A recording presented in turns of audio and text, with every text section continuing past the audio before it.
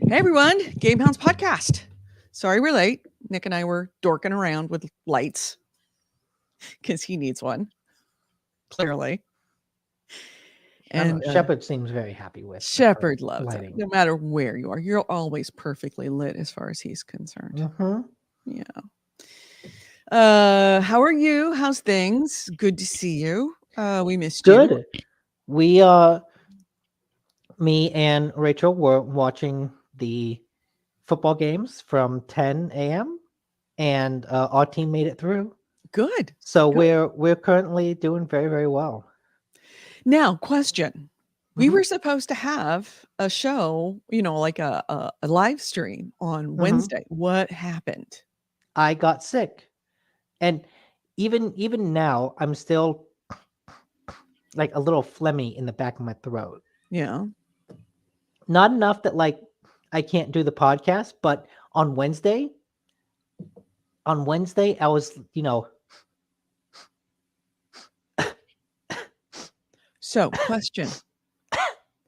The obvious question that is in all our minds, Mhm. sir, did you test Did I test? for Oh, COVID? COVID? No, because I really don't think it's COVID. What happened was we went to a birthday party for one of Rachel's friends, one of her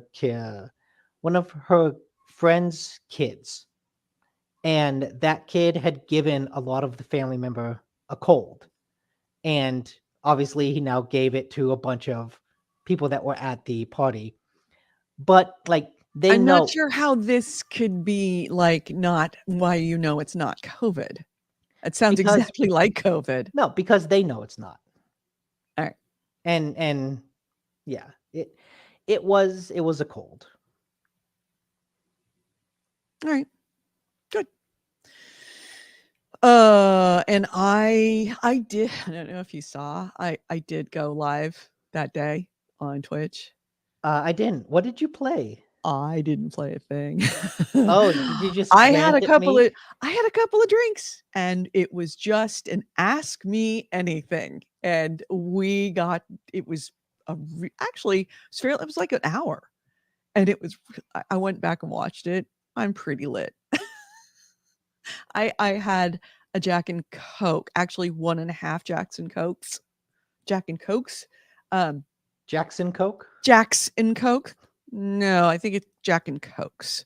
No, But Jackson. Jackson Coke. Yeah. That should be my my porn name, Jackson Coke. That's The like whenever you have one. Oh yeah, I've got an old friend coming over. Jackson Jackson Coke. Coke. Yeah, gonna um, hang out. yeah, I had a couple and on an empty stomach, and Mm, I that got to talking. There that there will were do it. secrets revealed. Bitter says it was awesome. It was awesome. Ooh, secrets revealed. You got all the hot goss. Yeah, well, I mean, if you want to go back to it, it is still up there. But I will tell you that I'll give you a sneak peek. At the end of the episode, I told a story that is one of my more like I don't think I've ever actually told that story to anyone, and it is about me participate well, me not to say participating. I really wasn't participating because it wasn't like I was asked. It just I discovered myself in the middle of a little foot fetish thing going on Hmm. public transportation. Okay. Okay. Yeah. Something I look back and I'm not entirely proud of being involved, But also not entirely ashamed. but also not entirely ashamed. Agreed. Mhm. Agreed. It was, I was young and probably if I hadn't been quite so young and naive, I would never have been in that situation, but I got myself into it and then decided, I'll let it play out. I'm gonna ride this to the end. Yeah, that is exactly what happened. So if you wanna find it, it is on Twitch, it is still there, you can go. It's 1 hour, and I have to say, I watched it afterwards. I'm pretty funny when I'm a little bit drunk. Yeah, there's a reason that GameHounds has been going on for 10 years. Drunk casts. Hmm. Yeah. So, I am ready for the show. I have nothing to add before the show other than what? Who said what? You have to bring it up. When we come out with the GameHounds action figures, Edie will come with a glass of rum. I don't drink rum. Okay, for the record, I do not drink rum. Rum is good. I will have rum. Yeah, no, rum makes me sick. I mean, I should say I will drink rum, but I'm usually very sorry for it. It is whiskey is my chosen dark liquor. Mm, Although am a little bit of of a a bitch for mojitos, but that's white rum. So it's the dark rum that gets me. There's mm. one dark rum that you can only get in Jamaica. They do not export it. And Really? somebody brought some to Burning Man one year when in the camp we were in and said that you can only get this in Jamaica. You have to bring it in. It is a small company that does it, and it is the best rum I've ever tasted. And I'm like, yeah, right. I'm gonna probably be sick from it. A, wasn't sick. B, the best rum I've ever had. Spiced rum Hands down. specifically is good. Not just dark rum, spiced rum. I I like. don't think I've ever tasted spice rum. Yeah, it's I good. put it I put it in baking, but I've never actually consumed it. Hmm. Oh, thank you for reminding Peter says hail whiskey. That became, instead of being hail houndra, that became his new phrase. Hail whiskey. Hail whiskey. Whiskey and I are good friends. Good friends. Tequila, we don't film with tequila. Mm. Yeah, no. Tequila and I are like old enemies, like rivals that secretly have that have a thing for each other, Uh, you know, like sexually tense rivalry. That's what we have with tequila. okay, okay. Let's see. So, yeah, thank you for reminding me, AC Wraith, of the Patreon. Yes, thank you so much to Patreon and to our Patreon subscribers. Oh gosh, if it weren't for you, really, if it weren't for you, there would be no us right now. Well, there would be an us, but it wouldn't look like this. Anonymous, Pissed, Andy H, Peter Camo, and who else? There's somebody else. By the way, if you want to join, there, right there it is. Patreon.com/GameHounds. We only ask for $1 a month. If you want to do more, even better, because then we can actually buy more equipment and material to be able to make it. Tor the Weege, Peter Camo, Eric Baker, Anonymous, Pissed, and Andy Shaw, who go down in history as being like legends, GameHounds legends. So Bitter says we need to do a Nick drunk by himself episode. I don't I know. would not be his interest. You're not super chatty when you drink. Mm-mm. I mean, I I've been around you enough to know. I go the opposite. I get quiet. Oh yeah, you get Well, quiet. But then I tease you out. yeah. I Left to my oh, own devices, if it was by myself, I would just like be quiet. Um, I need someone to like you to actually give me an excuse to start talking and make a fool of myself, because otherwise I'll be like, I'm drunk. I'm just gonna sit here and not say anything because and I I'm know I'm drunk. exactly the opposite. It's one of the reasons why I don't do tequila alone, because you know what happens when I drink tequila by myself? Hmm. I sing. And I will sing sitting on my couch, watching Netflix, singing show tunes at the top of my lungs. Oh yeah.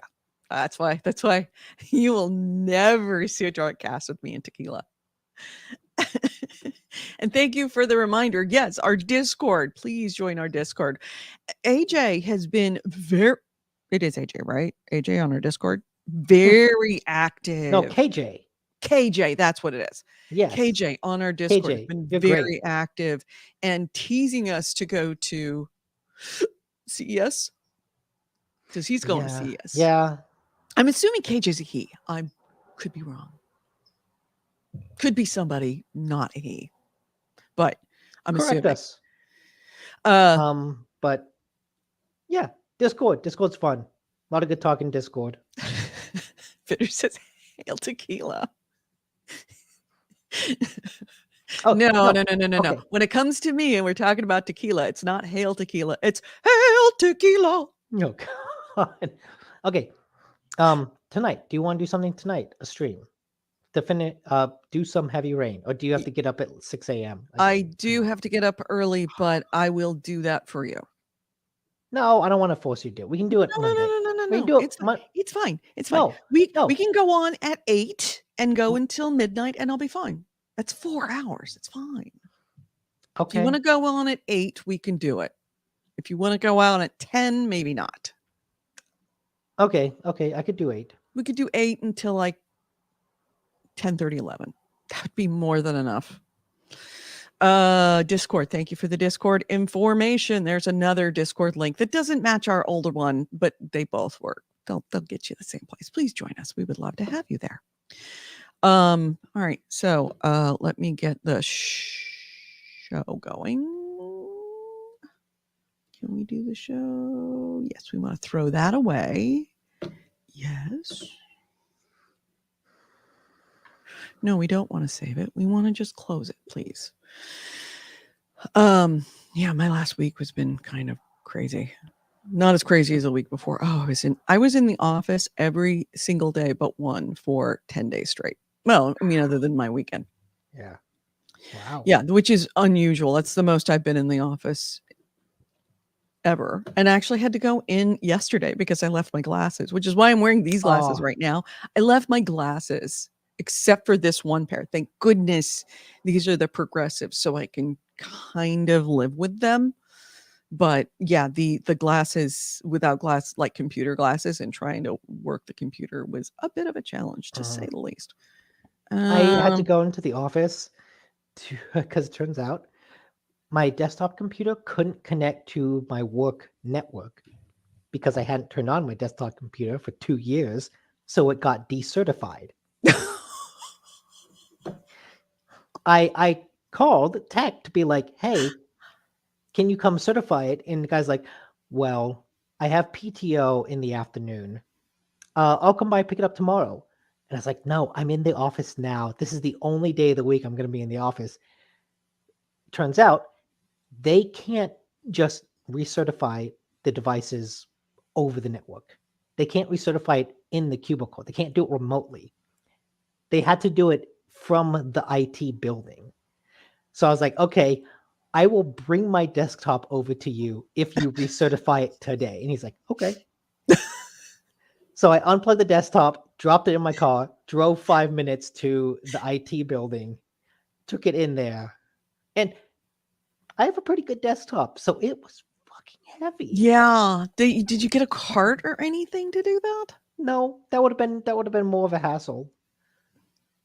I wanted this to get done quickly. And thankfully once he got it, it was done quickly and easily.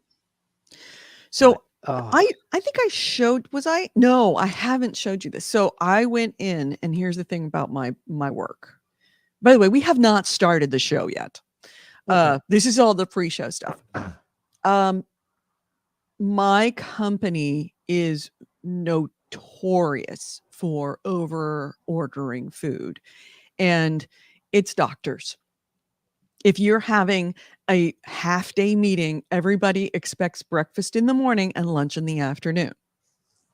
So, and we order very good food. This is not like just your average, burritos from 360 burritos. It's they expect nice food. And so we had meetings all week and multiple meetings in the office. So one half of the office was like the anesthesiologist, the other half of the office with the C-suite, a third part of the office was some other group, and they all had their own catering.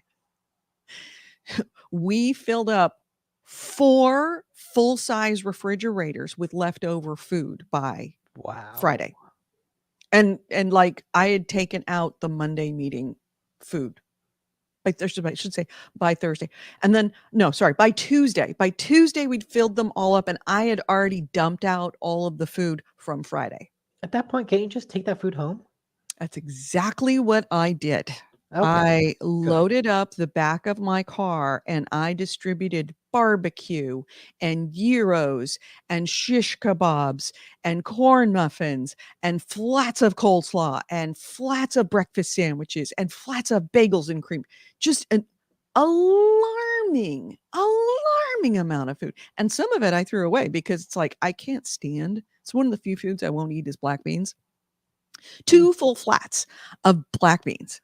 And I was like, "No, those aren't coming in my car. I refuse to fucking take those."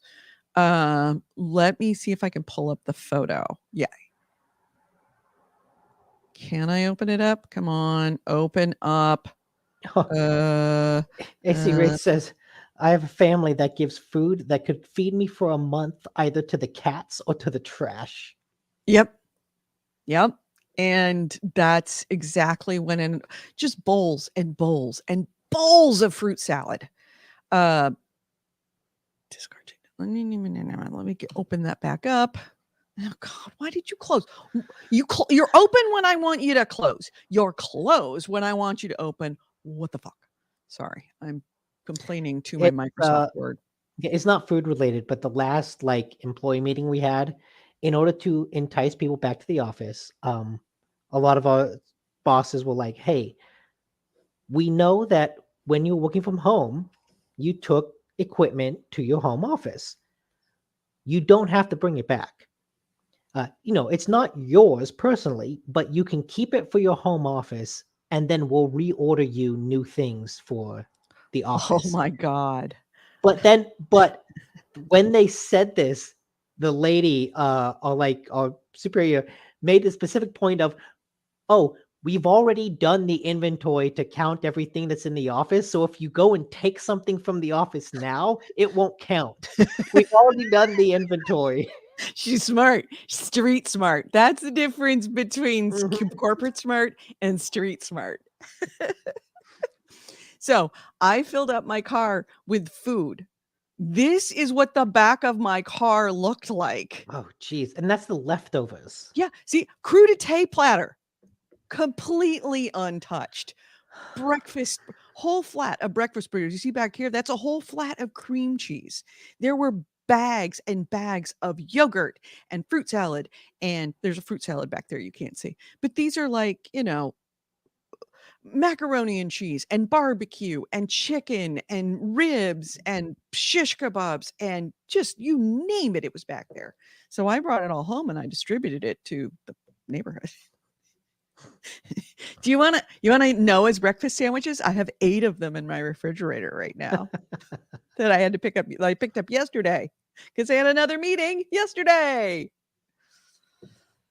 So, yeah, just the alarming amount of food. So I'm not going to be buying groceries for quite a while. Yeah, and Bitter said, I'd never buy groceries. Yeah, when I got this job, I was told that that was a thing. They were like, You're whatever money you're making here, just offset." Like, I know it's not a lot of money, but consider this: you start with 3 weeks vacation, and you will never buy groceries again. I'm like, really? And they're like, "There's so much food in this office, so So much food." that's basically an unofficial perk of the job. It's basically an unofficial perk of the job. And as the office receptionist, it's my job to dispose of this stuff. So it's not like people come through and it's like, "Oh, I feel bad for taking this whole fruit salad." It's like, "No, it's when you leave, it's going. It's going." Awesome. Yeah. AC Ray says it sounds awesome. I'm not gonna lie. I've eaten pretty well in the last few weeks. Last few days, I should say. But of course, now we're not having any more meetings for a while, hopefully. The downside is I gotta go into the office to get it. All right. So, well, I've been checking. I've got sound waveforms. You've got waveforms. So let's Okay. restart that. Can we start the show now? Yeah. All right. righty dighty. Shepard, can Let's we start. start? Shepard. He He's says the yes. unofficial boss. All right, let's start the show. This podcast discusses video games, modern culture, and technology, and these podcasters are big fat potty mouths. If you're younger than 18 or are easily offended, please stop this podcast now. Oh, and your mom says to take out the trash and do your homework.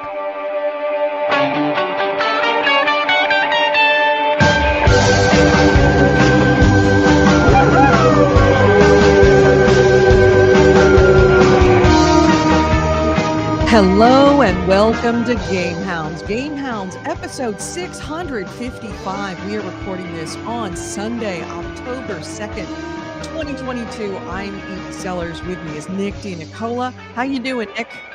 Good. Yeah, we've been talking for a bit, just kind of reviewing our week. Was quite the week, to say the least, especially when it comes to food. I was in the office a lot. Got food. But one thing we didn't mention on the show so far, we have a new development. There's a new baby in the house. Stand by. I'm going to go get the baby. You entertain everybody, Nick. I'm going to go get the baby.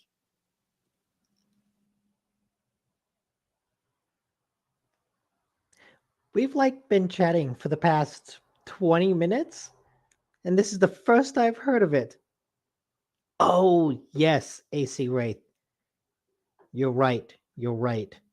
What It's is right probably, it's AC Wraith probably had it right. I was confused.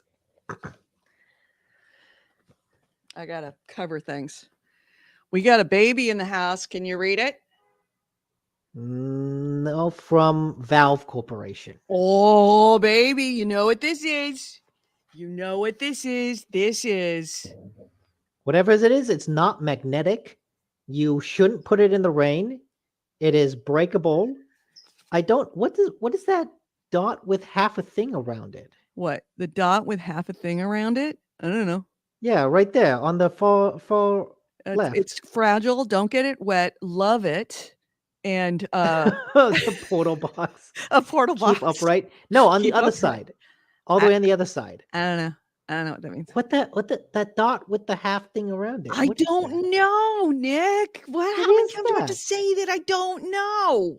I'm asking the chat. What is it? What do you think it is, people? We all know what it is. It is a Steam Deck. Mm-hmm. It arrived on Friday. And we gotta unbox this. It's been sitting. I have not opened it. You can see, untouched, still sealed, not been moved. I want to make sure that my address and phone number are covered. Yeah, untouched, unboxed. Still in its original shipping container. So we got to unbox this and mess around with it. What are you thinking? I'm pro that. Sometime this week, maybe? Yeah. I mean, you have no idea how difficult this is not opening this up right now. Well, tearing into it the minute I got it. We were talking about recording a video, not doing a live stream, but recording a video of the unboxing. That way you can kind of we can get our first reactions and first oh, this is cool, this is neat on film. Then you can go home, do all the boring ass setup and installation, and then we can do a stream of you actually playing it and talking about what is it like to use it. Oh, the first thing I'm going to do is I'm going to try and see if I can play Crusader Kings on it. No question. Oh yeah. And I'm going to go for some really crunchy games there's another game that I'm really interested in called Terra Invictus. It's coming out. I think it's out already. I'm thinking of starting to get into that, which is, along the same lines of very hardcore strategy game. AC Wraith. No, who is it? Bitter says I'm a baller. Why am I particularly a baller other than the fact that I got a Steam Deck? No, that was for the food. Oh, for the food. Yeah, yeah. I'm a total baller when it comes to food. And now AC Ray says, Anybody comes over to my house, they eat. No, audio. No, it would not be an audio unboxing. It would be a video unboxing that we then play in front of a stream. right. We will, yeah, it'll essentially Yeah. be the A unboxing pre-recorded video. pre-recorded video playing in front of a stream that we actually do the live stream of actually playing it and streaming what's on it, if I can figure out the technology of that. You know But, what you should play on it? hmm, Warframe. I could try that. Absolutely. No question, I could try that. But that would require me Warframe's free on Steam, right? Is it free on Maybe? Steam? AC Wraith would know. AC Wraith says, can't she play Warframe on it without needing crossplay? Maybe? Oh yeah, Warframe is free everywhere. And I Okay. guess apparently, even though it's not included in Valve's list of like Steam Deck approved games, it does play well. Okay. Bitters, let's see. Bitters says, if you could play CK on it, we may not hear from you much. I'll be here. I just won't be, listening to what Nick says. Every time Nick starts in a review, I'll just be pulling up the Steam Deck and playing CK3. Just got to get a couple turns in. We have an official agreement. Bitter says this is the Warframe Steam Deck. I will neither agree nor shall I deny that that's a possibility. That's all I'm going to say about that. So yeah, new baby in the house, and that is a Twitch stream in the future. If you are not following us on Twitch, please do so that you can get notified, because I absolutely notify everybody before we go live.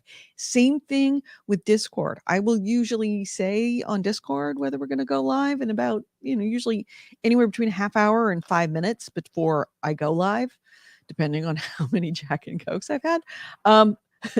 But yeah, get on our Discord. If you haven't done it already, definitely do it. You can find the Discord on our Facebook page, which is facebook.com/the GameHounds. Don't forget the and or you can find it in any of the other platforms that we're on. But please join us in our Discord. We would love to have you. Hail whiskey, as Bitter says. And it's not wrong. So what have you been doing? What have you been playing this week? Anything interesting? Yes. I played a couple things. Mm-hmm. I've continued with no. We'll start with the grand game. Okay. So I played a game called Moon Scars. I'm gonna share my screen. Oh, you don't have to share it. I'll pull it up. No. Okay. All right. I got that. All right. You got this. Moon Scars recently came out on Game Pass, and it's one of those games that a couple months ago, when Microsoft had their big showcase and like everything was coming to Game Pass, this was one of the games that stood out. It's a 2D side-scrolling Souls-like. Feels right up my alley. Mm-hmm. This game is easily one of the worst things I've played this year. Really? I kind of hate almost everything about it. First of all, like some background, some game design philosophy. The Dark Souls games are difficult and challenging games. But one of the things that they do, one of the things that has made From Software like such an expert in this genre that they created, is that they made these really challenging games, these really difficult games, but they added in a whole bunch of systems that act as pressure release valves to release the pressure of that difficulty. Mm-hmm. You encounter an obstacle. What do? Well, let's say you can level. If you can't defeat it, you can go level up some more and get stronger. And that's one way to alleviate the pressure. You could do something to your build. You could put lightning on your sword because the boss is weak against lightning. You could get a sword that better scales with strength because you have a strength build. You can change your equipment in a way that gives you just a little bit more of an advantage. And worst comes to worst, you can summon other players to help you in a fight. So like I did with Melania, even if I do all this stuff, I've got the best equipment, I'm super high level, and I still can't defeat a boss, summon other players to help you. There are all these systems in place that are meant to alleviate the frustration of the difficulty, to make it challenging, not frustrating. Moon Scars makes the mistake that a lot of indie Souls likes make, in that it mistakes punishment for challenge. This game only knows how to punish you. Hmm. It punishes you for attacking, it punishes you for healing, it punishes you for dying. If you encounter an obstacle and you fail, it just makes that obstacle harder. Oh.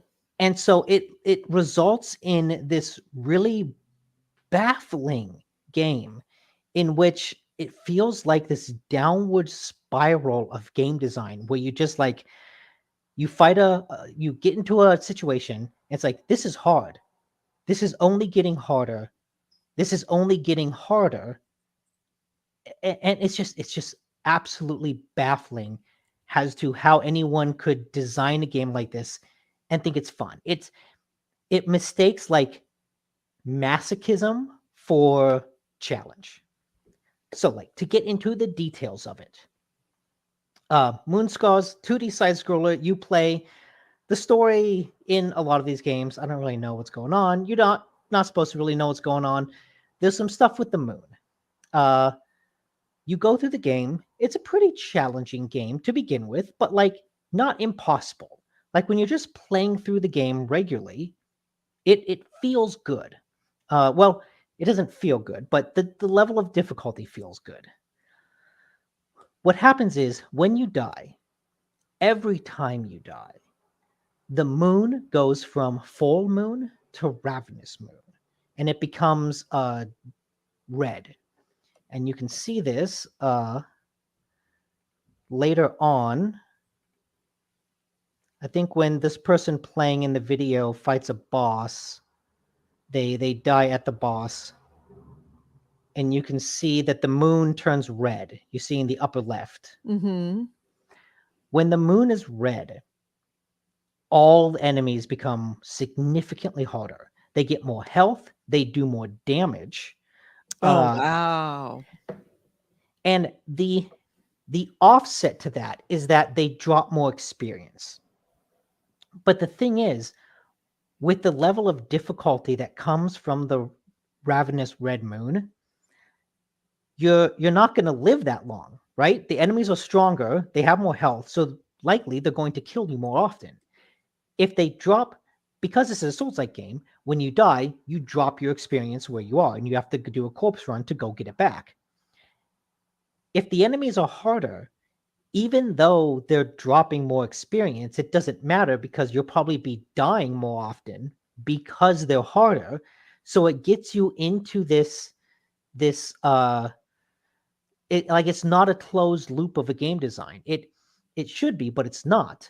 Where once you enter into this new hard mode, it's hard to get yourself out of it, and what they give you has compensation for that hard mode doesn't properly compensate for that hard mode. It's like, oh, I'm getting more experience, but then I'm dying and losing the experience that I got, so it doesn't matter. I can't use it. The thing that's meant to offset that added difficulty is not actually offsetting that added difficulty. Right. You can bring the moon back to regular mode. So you can take it from the hard mode to normal mode by using a special item called the gland. These are relatively rare items. The gland? A gland. A gland. You use a gland. Whose Yes. gland? Whose gland is it? A moon gland? I don't know. The But moon has more than one gland? maybe. Okay. Look, it is a dark fantasy game. You are using some sort of internal organ to sacrifice to the moon in order to make the moon happy. How do we know that it's an internal gland? It could be an external gland. You know what? It absolutely could be. Either way, you're sacrificing something to the moon because the moon is a bitch and will fuck you up. And you're sacrificing something to it. Okay. These lands are relatively rare. You find a solid number of them throughout the game, but compared to the number of times you will die, it's not enough, Mhm. right? Like over the course of playing for like 4 hours or so, I found, let's say, 10 lands. That's it's not an item that is everywhere, but it's also not that bad. But the thing is, I'm gonna die way more than 10 times given this, especially if I die and then the game becomes harder. Like, I'm gonna die more than 10 times. And what happened at one point is I died, the moon became red, became ravenous, became harder. I used the land to reset it, and then I was exploring, fell into a spike pit and died, and it went back to a red moon. And it's like, Oh. well, shit. And so what that means is, even though there's like this, even though the game presents the full moon as being the normal difficulty, practically speaking, you're only ever going to play on the hard difficulty. You're only ever going to play with the Ravenous Moon, because why would you waste this relatively rare item that could negate itself completely in 5 minutes if you fall in Spike Pit? And what makes it particularly galling is that those lands are also a currency that you can use to buy equipment.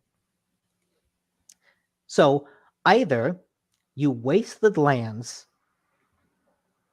putting the game from hard mode to normal mode, or you save the lands to buy equipment and have to suffer playing through on hard mode. Oh god.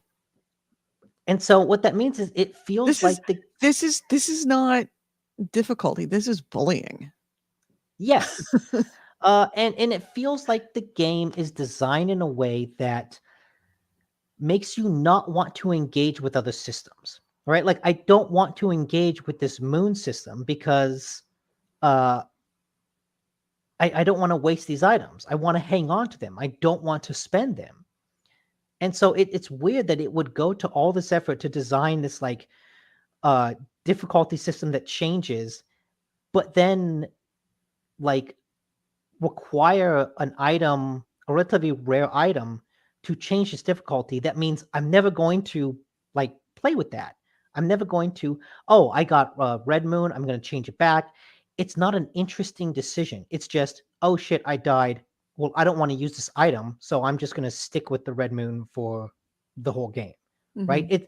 I'm not engaging with that system in any way. It doesn't lead to any interesting decisions. It's just a punishment that Right. makes the game harder. Vice says, or you just get good and don't die. So Get good, scrub. here's the thing. This game kind of, it's not a roguelike, but the way it works is, you know, like I said, one of the pressure valves for Dark Souls is you level up and get stronger.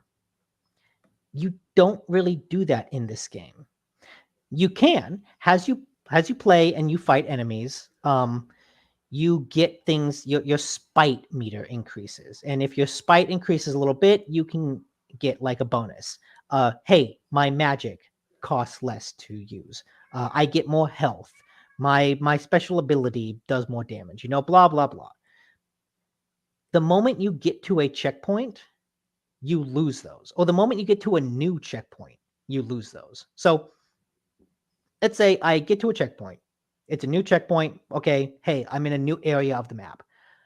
I'm going to go out and explore, fight some enemies, and then come back. I'm going to fight some enemies, get a couple levels of spite, and then, oh shit, I don't want to go on.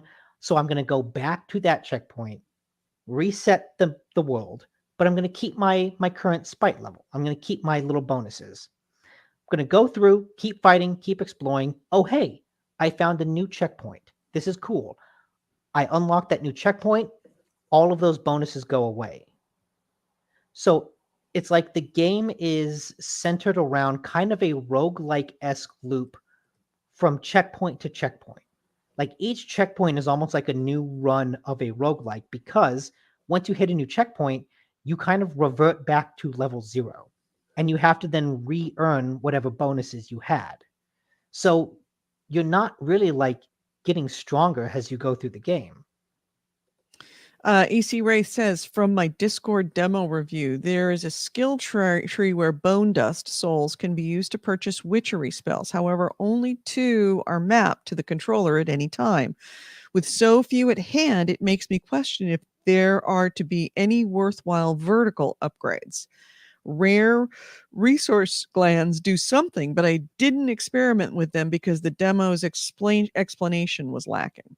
Those glands are the things that do the control the moon. Right. So, like I said, if you die, it punishes you.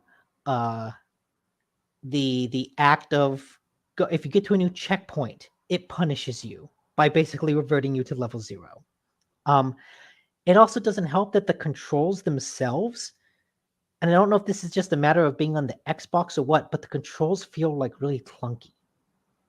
It's the kind of game where you have a platform and you have a platform off to the right, and I'm going to run and jump onto that platform to the right, So I get to the end of the bottom platform and I jump, except I don't jump. I walk off the platform because I hit that jump button just a half second too late, right? It's the kind of game where, I'm going to run off this edge and make a jump, but like either it's something with the visual design or it's something with the controller input, but I always hit that button just a second too late. And that makes it just feel really, really clunky. It makes it feel like this is the kind of game, if you're watching this person play, they're jumping around and moving like really fluidly. It didn't feel that way when I played it. It didn't feel like I could easily jump at an angle, turn around, hit someone in the air, fall down, dodge, because the way it works is it feels like all the animation takes priority. So when an enemy attacks you, you can parry. And when the enemy attacks you, they'll flash red, and that's when you know to parry. And parrying is important. It does a lot of damage, and it pushes the enemy back, and you're invincible while you're doing it. Well, I'm attacking a guy, hack slash, and I see him flash red. So I hit the parry button, but it doesn't work, and I get attacked. And the reason it doesn't work is because I was in the middle of an animation, an attack animation. Parrying does not interrupt the attack animation. So what that means in terms of gameplay is it just slows everything down because I attack, and then stop. Don't keep attacking. Don't push your luck. Attack, back off, wait for him to attack so I can time the parry correctly, then go attack, wait, attack, wait, attack, wait. And it just takes what feels like should be, a fast-paced, intense game and just slows it down so much. And like I said, it punishes you for attacking because you can't interrupt that attack. And it just, like I said, it feels muddy. It feels slow. It feels like I'm constantly just like, with the way the character moves, the way they attack, it just constantly feels slow and ungainly and just not smooth, as Goalie would say. It's not smooth. Yeah. And then on top of that, one of the reasons I was excited about the game is because visually, I think it has a cool pixel art style. But it looks good in GIFs and it looks good in screenshots, but in motion, I think the background really bleeds into itself too much. The map is one of like the worst visual maps I've ever seen. It just doesn't look good. It doesn't feel like it properly tells you where you are. I think the menu is also very bad because everything just looks kind of muddy. Right. And just everything about the game feels baffling. It feels like a game that doesn't want you to play it. Like it thinks challenge is being antagonistic towards the player in almost every regard. Of like, we are going to be such a pain to play, but that's because we're for real gamers. And maybe I might be reading way too much into this. I might be like bringing some bias into this, but it feels like a game just made by elitist gatekeeping motherfuckers, and it makes me. I entirely admit that this is just like me adding things to the game, but that's Yeah. the way it feels. You're right. Yeah, no, I understand that feeling very well. Okay. Mm-hmm. It's just So like in other words, this is avoid. Avoid. yeah, this is a game that makes the case for Game Pass because I'm glad I did not waste $20 Ah, buying it. good point. Is it a $20 game? Yes. Wow. Okay. Yeah, I'm glad you didn't spend $20 on this either. All right. Well, okay. Good to know. Avoid. Absolutely nothing about that game. Even if you loved it, nothing about that game says I would enjoy it. The fact that No. even you don't enjoy it is just like toxic. Like, get away. Don't want you. Yeah. So what else did you play? I played more Pillars of Eternity 2, and that game has actually gotten better Really? because last I mentioned, I'm chasing a god. I'm chasing the giant statue of a god. Oh, okay, you're here. I'm trying to find. I'm chasing the giant statue of a god. My boat crashes in an archipelago, and I have to help some guys. To I have to help people on the island, and in return, they'll repair my boat. They repair my boat, and then what I do is I set sail, Mm-hmm. and there's like a whole sailing thing in there. Like you can see here, Well, no, let to me add go it. around the Let map. me add it. Oh, No, okay, here we okay. go. You get to go around the map in a boat. And the thing is, you have a Oh, look at crew, this. and you have to then hire crew for your boat and be like, oh, this person this person requires 2 daily wages, but they're good at navigating and they're a good deckhand. This person only costs 1 gold per day, but they're only a cannoneer. And so you kind of Oh, look at you get to this. fill out your crew. And the thing is, there's a day and night cycle. And before this, I didn't really know what the point of the day and night cycle was. Now I realize you have resources. You got water, you have food, you have gold that you need to do to feed your crew because you sail around. And that's what the day and night cycle is for. As you're circling around, as you're sailing, Ooh. you can get into ship combat. You can get into trades. Like there are islands I that are am so just out into this there. right now. Oh my gosh. See, he's Fort Deadlight. Okay, yeah. So this is. Oh, come on. This is. I did this. This was like a wreck that they found. See, like as you're sailing around, you can like find just shipwrecks and explore them. You can get into fights with other pirates. You can just kind of explore this big old open world, sail around, jump on all these islands.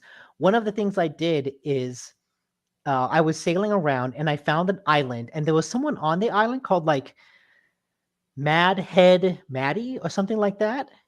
And I killed her. She attacked us, and I killed her. And now I'm carrying around her head. And I assume that there's some bounty on her. Someone will want Mad Moody's head, Mad Maddie's head. But like that was just a little thing that I found. That was just an island. This And looks so cool. I'm down. I'm down for this game now. Totally this down is for this. What so what are you playing this on? Is it on Xbox? I'm playing this on PlayStation. Vice says, maybe you just need some extra rations for a bad day, you know. I've had that. Certain days of the month, you just need some extra rations, Yeah. particularly chocolate or red meat.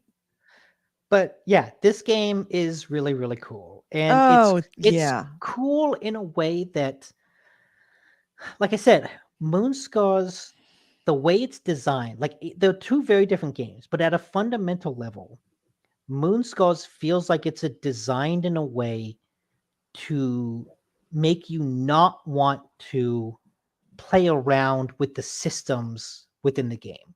Like it's Mhm. designed with such punishment in mind that it punishes you for experimenting with these systems that you don't understand, right? There's no room to play around with things.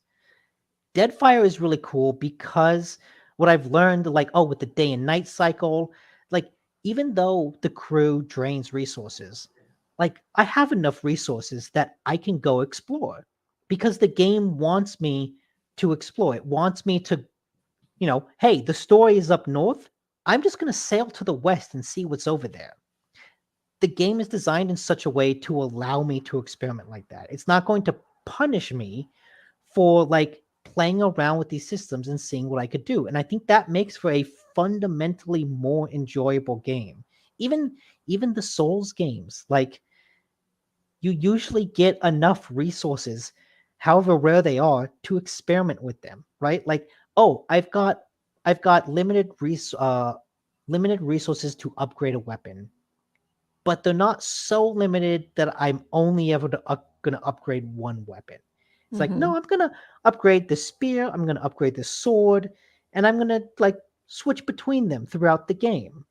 Like that just makes for a more entertaining game. Whereas Moonscars feels like I don't want to experiment with the systems. I don't want to buy I don't have the resources to buy new equipment to augment my abilities because I keep dying.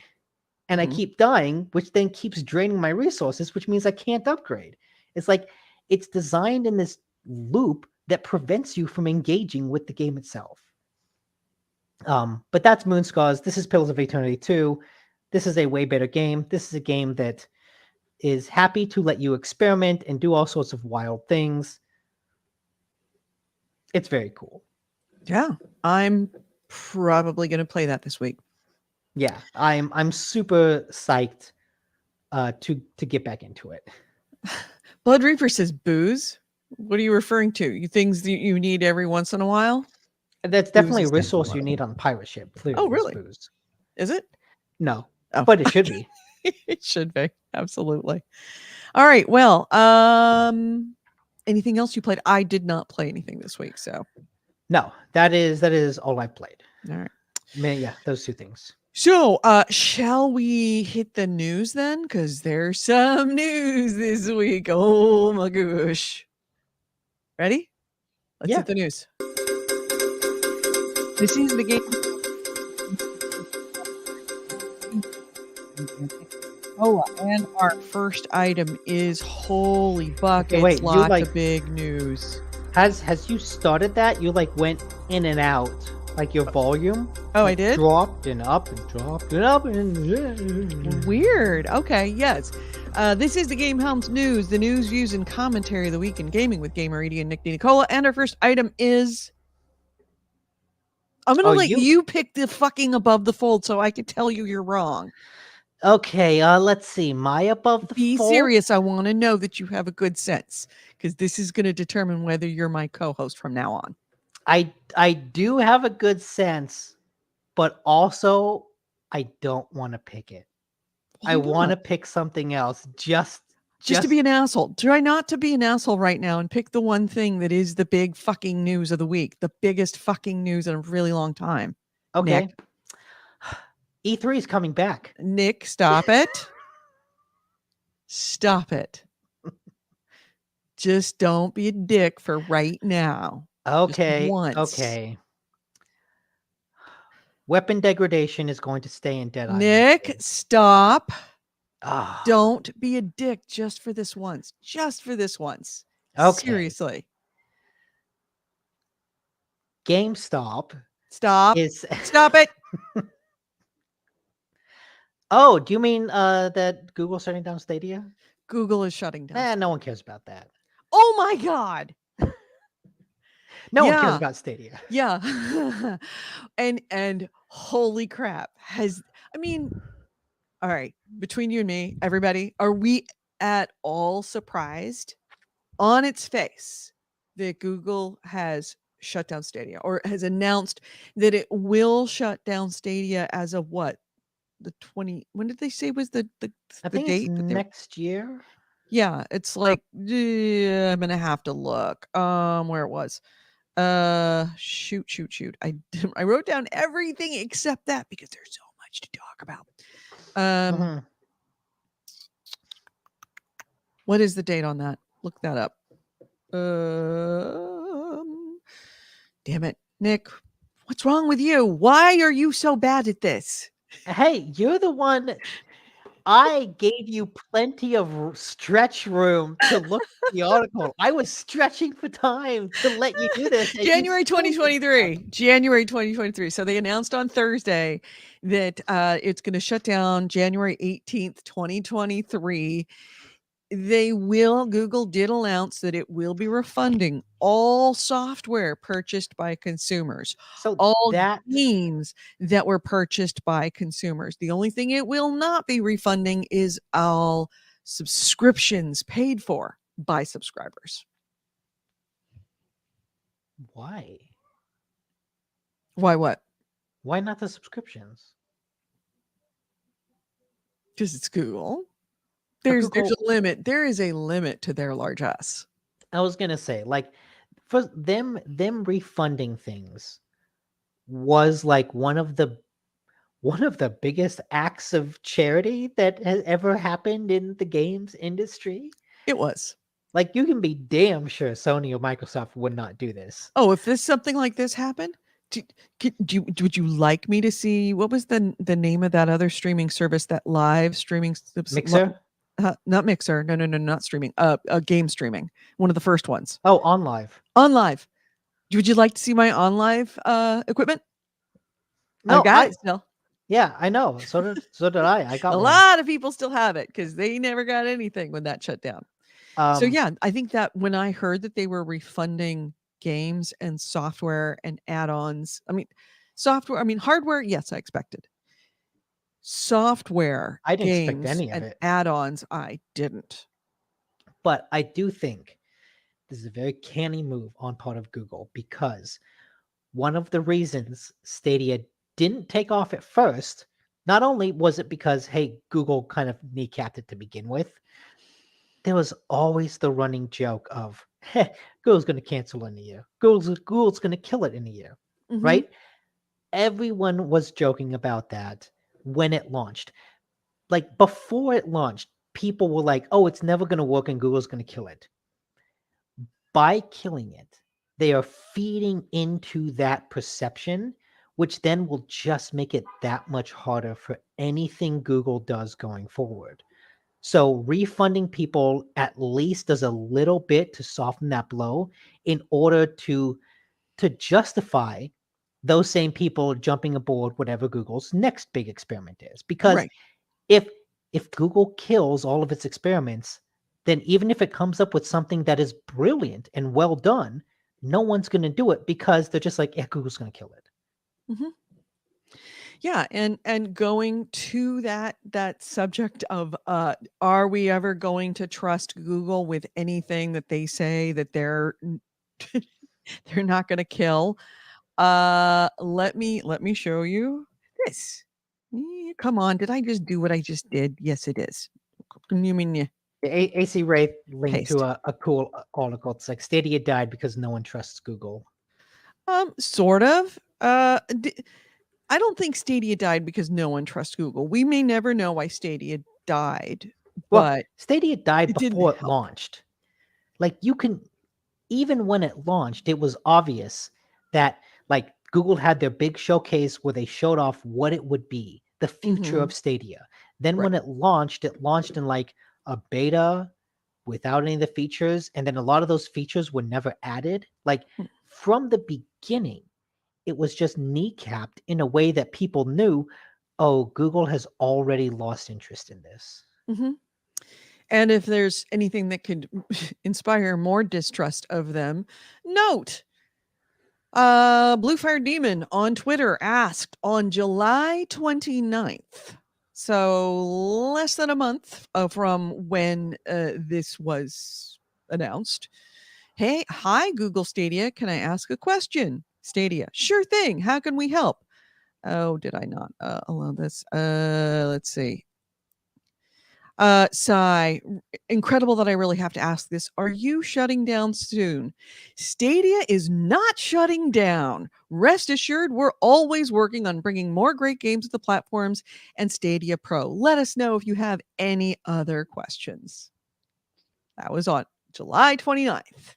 Mm-hmm. And a month later, they're shut down. So, yeah, they're really good at not only not inspiring faith in just bringing something out so that they could once again add to, lest I remind you of a website that's literally called Killed by Google with everything they've ever killed.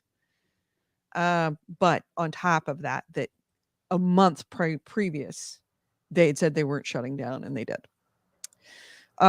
Yeah, I mean, I think you and I actually played Google Stadia right before it came out at PAX, and I was impressed at what a good service it is. Yeah, And like I since then, you and I have played crossplay on Rainbow Six Extraction with one of our friends who is a pilot and travels around the country. And Google Stadia really, really worked for him. yeah, he is one of those specific edge cases that Stadia was made for.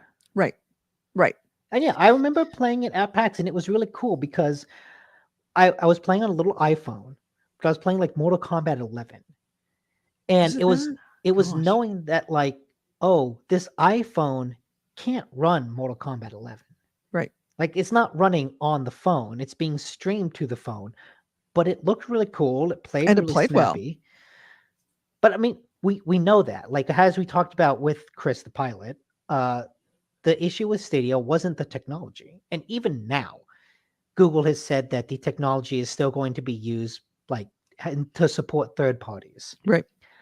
The technology was good, but like on the business end of it and like the consumer facing end of it, it never made a good justification for itself. Mm-hmm. All of the interesting features that Stadia promised that would make it unique never actually came out. And so Right. what we ended up with is just a console that was lesser than the alternatives with Mm-hmm. no advantage. Like I remember when they made a big deal about save states, right? How you could watch a streamer playing a game and they could like make a save state and you could then take that save state and bring it into your game or like just click play and start streaming a game from that save state. That seemed like a really cool idea, right? When everything's in the cloud like that, being able to quickly load and manipulate saves like that seems like a really interesting way. It's a new way of engaging with games, a new way of engaging with streamers, a new way of engaging with the whole medium. But that never happened. Like that is the kind of thing that needs to be available at launch because it's the thing that makes your platform unique. It's the Mm-hmm. thing that justifies people using your platform as opposed to your opponents. And Google never offered enough to make people want to switch. Mm-hmm. And agreed. And they, yeah, there was an element of mistrust. I mean, from the minute that it was debuted, there was there were odds on bets that it was going to show up in the Google graveyard. And it was just so many. I mean, people were literally bringing up the Google graveyard from the minute that it was debuted. So yeah, I get that. But as much as it is nice that Google is refunding games and hardware, which surprised me as well, there's also a lot of shitty things that Google did in this shutdown. Namely, they didn't tell the devs that were working on games for Stadia about the shutdown, and they found out by reading the articles just like everybody else. And a Yeah, lot of them either financially broken or brokenhearted because they've spent so much money. I've got a I think bunch of examples of that. someone making Tangle Towers says that it was due out on Stadia in 2 days, Mm-hmm. and this is the first they heard about it shutting down.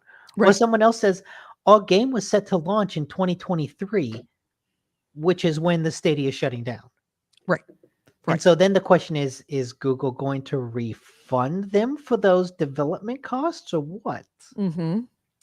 In fact, yeah, this whole thread is not entirely populated, but you can see a number of developers. This was, by the way, Tom Vion from SFB Games. There were a number of other devs that also tweeted in on this thread. Rebecca Heineman said, "We have a title coming out November 1st. Now we hear about this." And saying, yeah, said, "Yep, it's why I'm posting. I posted about it earlier on my Twitter feed. We're still wondering how to proceed."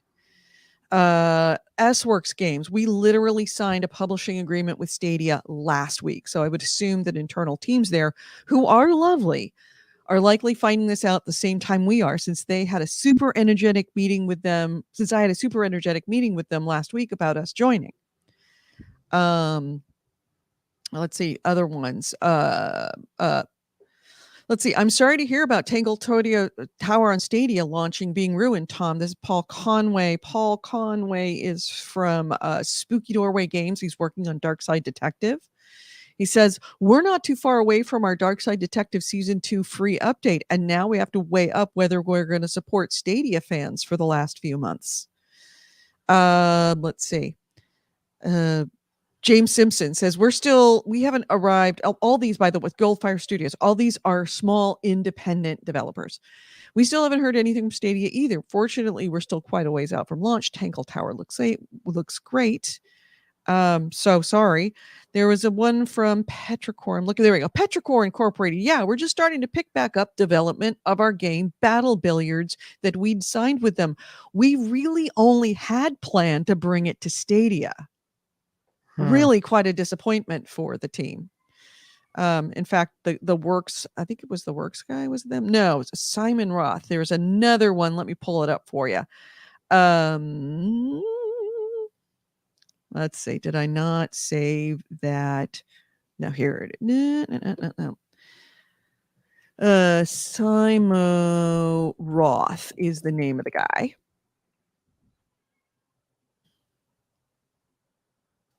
He is a dev for the God game Maya. You can find this on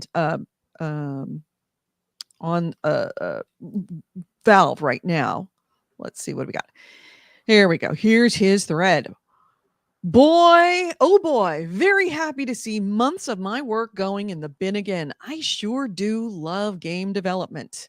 So glad I severely stressed myself over jumping through all the hoops of their platform compliance using an API that was documented poorly and in the wrong language. Anyway, Stadia is technically sound and works well, but it was doomed from the start by the fact that Google made it. Very sorry to anyone over there at Google. Very sorry to any devs who are working towards a winter release on the platform. At least I got a nice doorstop out of it." And that is, I'm assuming that it is his Google Dev Kit, his Stadia Dev Drive, Dev machine. Yeah. So yeah, a lot of And really unhappy, and rightfully so. yeah, Devs. and this recalls like back in 2021, Phil Harrison was talking about shutting down Google first party development. And remember, he was like, "Oh yeah, no, it's good. So we're gonna be creating games. We're gonna be creating games." And then a month later, it's like, "Yeah, no, first party development shut down." Let us not forget, Phil Harrison was with Xbox, one of the heads of Xbox in the years, the Don Matrick years. Do you know when Phil Harrison is telling a lie? When he opens his mouth. When his lips are moving. The man is a serial liar. I cannot believe that man still has a job when he has been caught out on so many lies that are done in the public as promises. "Oh, this is never going to happen. This won't happen. Always on is never going to be a thing on Xbox." And then, of course, it is. "Oh, we're absolutely going to have third-party games." And then it's not. Phil Harrison just recently said, "Oh, yeah, no, we're fully committed to Stadia." And then, of course, The man is a serial liar, and how he still has a job, I don't get. Especially because, like, yeah, he's one of those people that gets hired based on his name because, oh, he's worked at Google, he's worked at Microsoft, he's worked at all these things. But the projects he's headed up at all those companies Every have single one of them. not done well. It's not So just they haven't done well, they haven't been a PR nightmare based on, in part, if not in total, what fucking Phil Harrison has said. The yeah. man, it's not that I think that he's intentionally lying. I think that wherever he goes, he either doesn't listen or that he keeps people around him that don't inform him of shit. And he has no problem not making commitments to the public that he does not live up to, because no one has held it against him that he's been Mhm. involved with PR nightmare after PR nightmare. At least with Don Matrick, once he fucked up, it stuck with him. He may have gone on to other Yeah. things, but no one will forget fucking Don Matrick.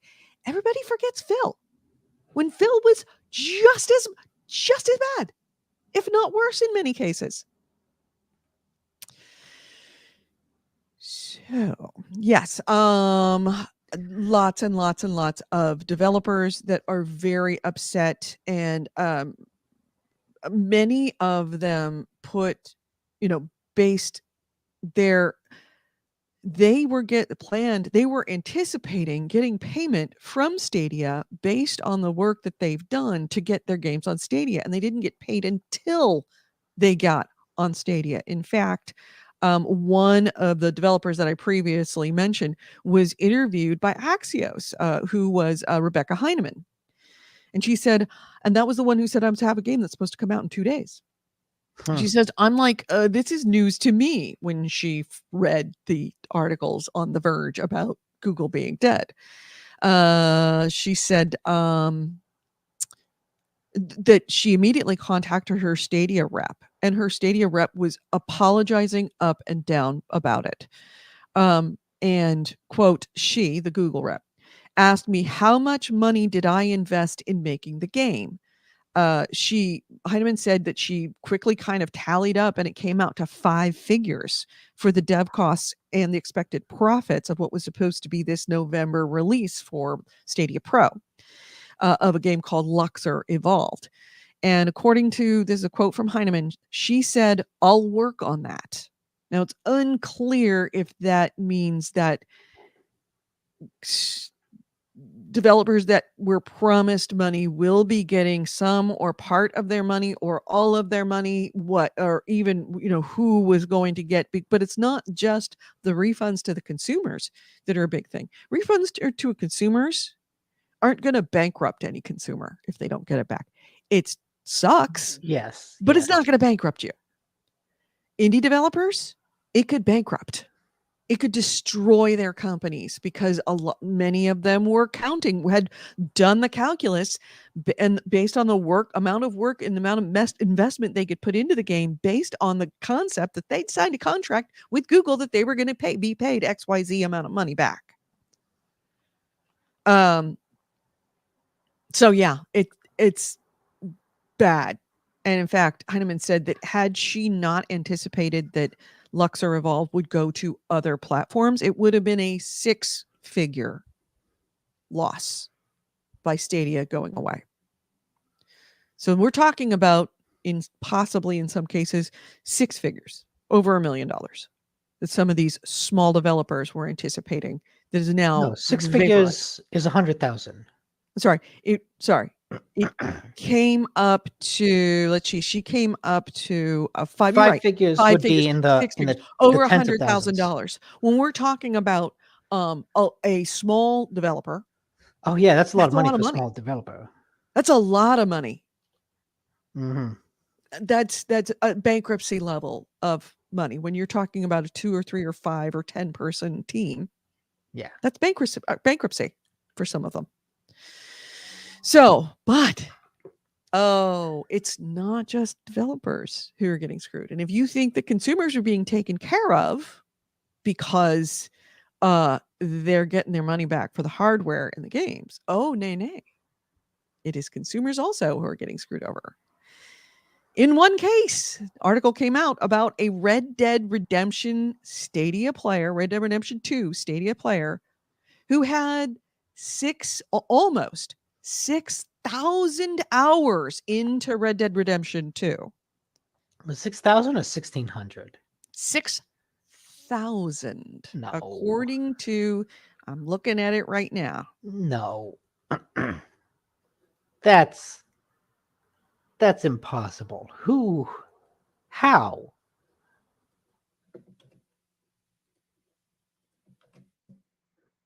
I know I said got 5 figures and 6 figures wrong, but I can read the difference between 1,600 and 6,000. How do you play that game for 6,000 hours? A lot. You play it a lot from the very beginning of Stadia, and you don't stop. No, Anyway. I mean, how do you put that much time into that game? I don't know. I don't know. It's the online component. A lot of people are really into the online. A lot of people are really into the online component. Anyway, getting back to the story, because I didn't get all the way through it before Nick started questioning me. Almost 6,000 hours of gameplay into Red Dead Redemption Online. And she tweeted out, "No, you don't understand how seriously pissed off I am." She did have a screenshot of 5,907 hours into Red Dead Redemption on Stadia.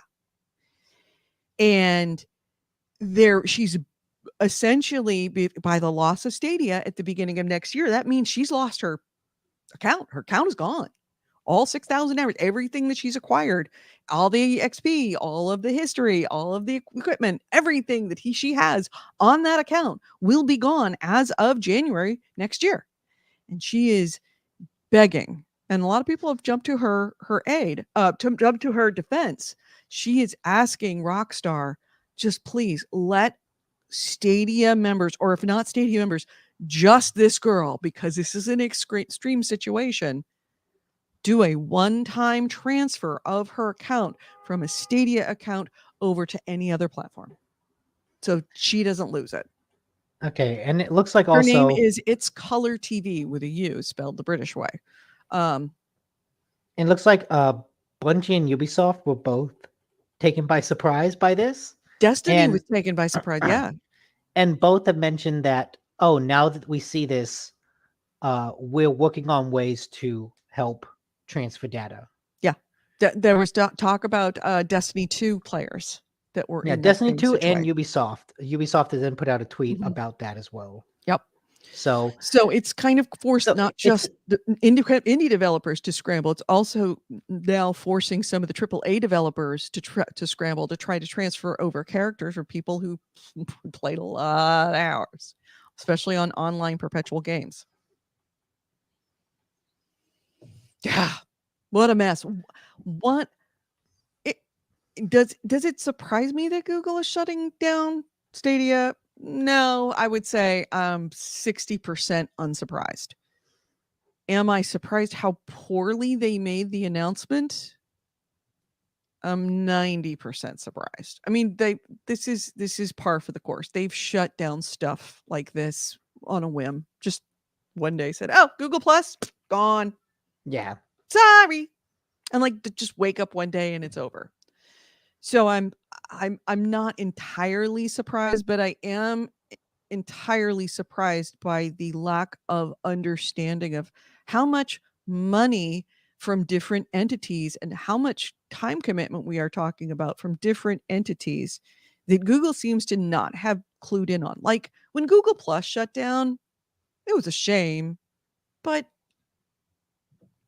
not a lot of people lost a lot of money or even a lot of time.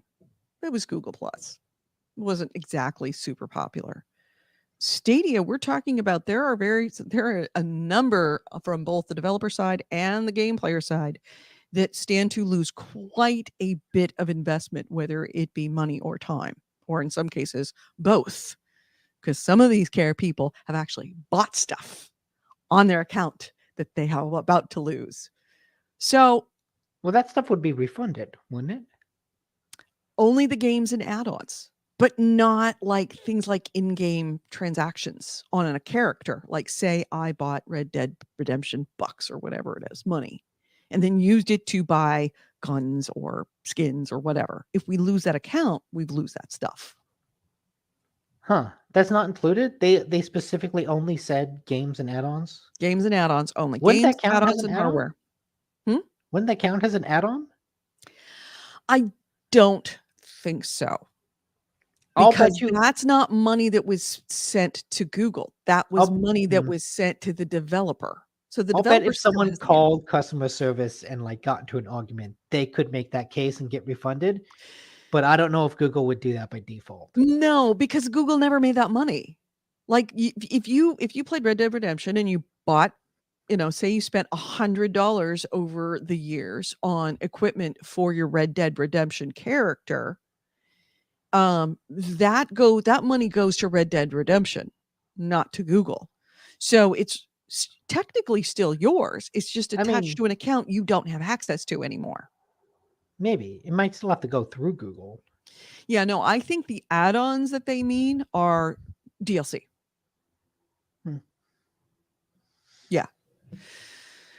So yeah, there's a lot of people. Thank you for linking that. A lot of Yeah, people people had mentioned there's very something upset. called like Google Takedown, which will like take a bunch of the save information from their servers, and so you could basically get your own saves that way instead of relying on Right, but you can't Google or someone else to upload do it it.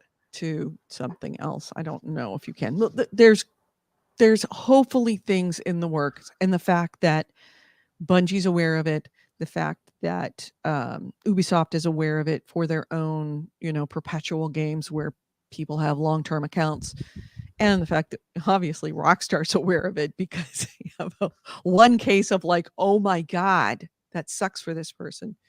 There's an awareness of what this means for everybody, whether they be a large developer or a small developer. Yeah. AC Ray said Google's rep is so bad that Frank Cifaldi of the Video Game History Foundation bought memorabilia before launch, knowing that it could be auctioned now to help their funding. Huh. Not bad. And thank you, AC Wraith, for that link. How to export and download your game saves from Google Stadia. There you go. Do yourself a favor. If you do have an account on Stadia, there you go. We should send that to Chris, because it occurred to me that his Rainbow Six Extraction account, he'd unlocked almost every single character in that game. Oh yeah, I think he And did. all the unlocks. I think you're right. I think he did, and he definitely unlocked all the equipment in the game. Mhm. And if he doesn't save it out and can't import it into some other platform, then he's lost that whole account. What a shame.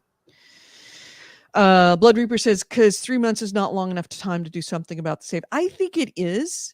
And that's what's important, is at least they didn't, like Google Plus, they announced they were shutting it down immediately. In this case, at least they gave you a little bit of a heads up that it was happening, but still. Yeah. It's all kinds of bad. It's sort of forgivable not telling customers that this was happening, not tell the general public, but to not tell the people who are out getting new contracts Well, like, for okay, it. here's the thing.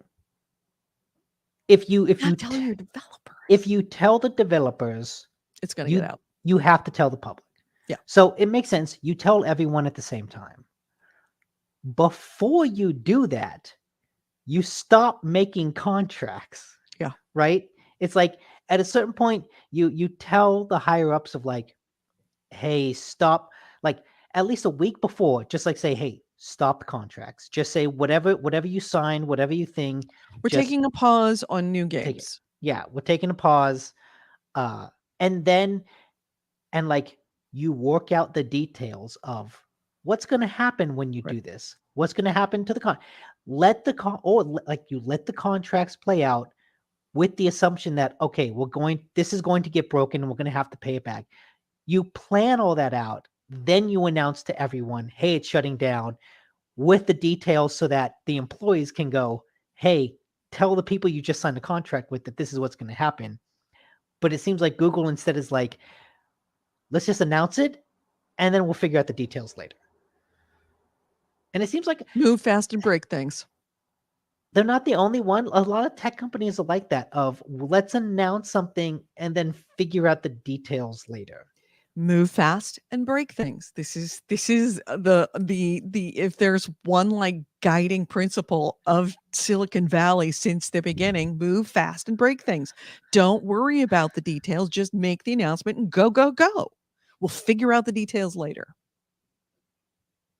Yup. It just leaves destruction in its wake. It really, really does. Almost. That was fine when you were a bunch of people, when a bunch of dudes in a garage. It's a whole nother thing when you're talking about billions of dollars and people's lives. Yeah. It leaves destruction in its wake like a pirate ship falling apart. Speaking of which would bring us to the next big news story is that Skull and Bones has gotten delayed again. Again. Oh my God. Oh my God. Yeah, I woke up to that and I was like, is this an old story? Like Skull and Bones delay. I'm like, why is this? This is months old. Why is it showing up on my news feed? And then I had to look at the date and I'm like, oh shit, it was this morning. Wait. Yeah, it's like, wait. Again? It's still happening. It's like Groundhog Day. Every day you wake up and it's like Google delayed. Oh yes, of course that happened long time ago. Yeah, I'm sorry, not Google delayed. Skull and Bones delayed. So yeah, Skull and Bones has been delayed again for to JV Jones' locker with you again. Yeah. March 2023 is now the date. It was originally due out in 2018, and then it got delayed to 2019. Then it was delayed to March 2020, and then it was done May of last year. They said it was going to come out in April 2022, and then it was delayed again to March 31st to 2023. And now, yeah. And it's interesting reading this because I remember reading this article and basically it was delayed because they're like, well, people don't really like our upgrade process. That like, oh, there's upgrades and there's things to add, but not enough that people actually care. yeah. Like there's not enough bones in this Skull and Bones. Yeah.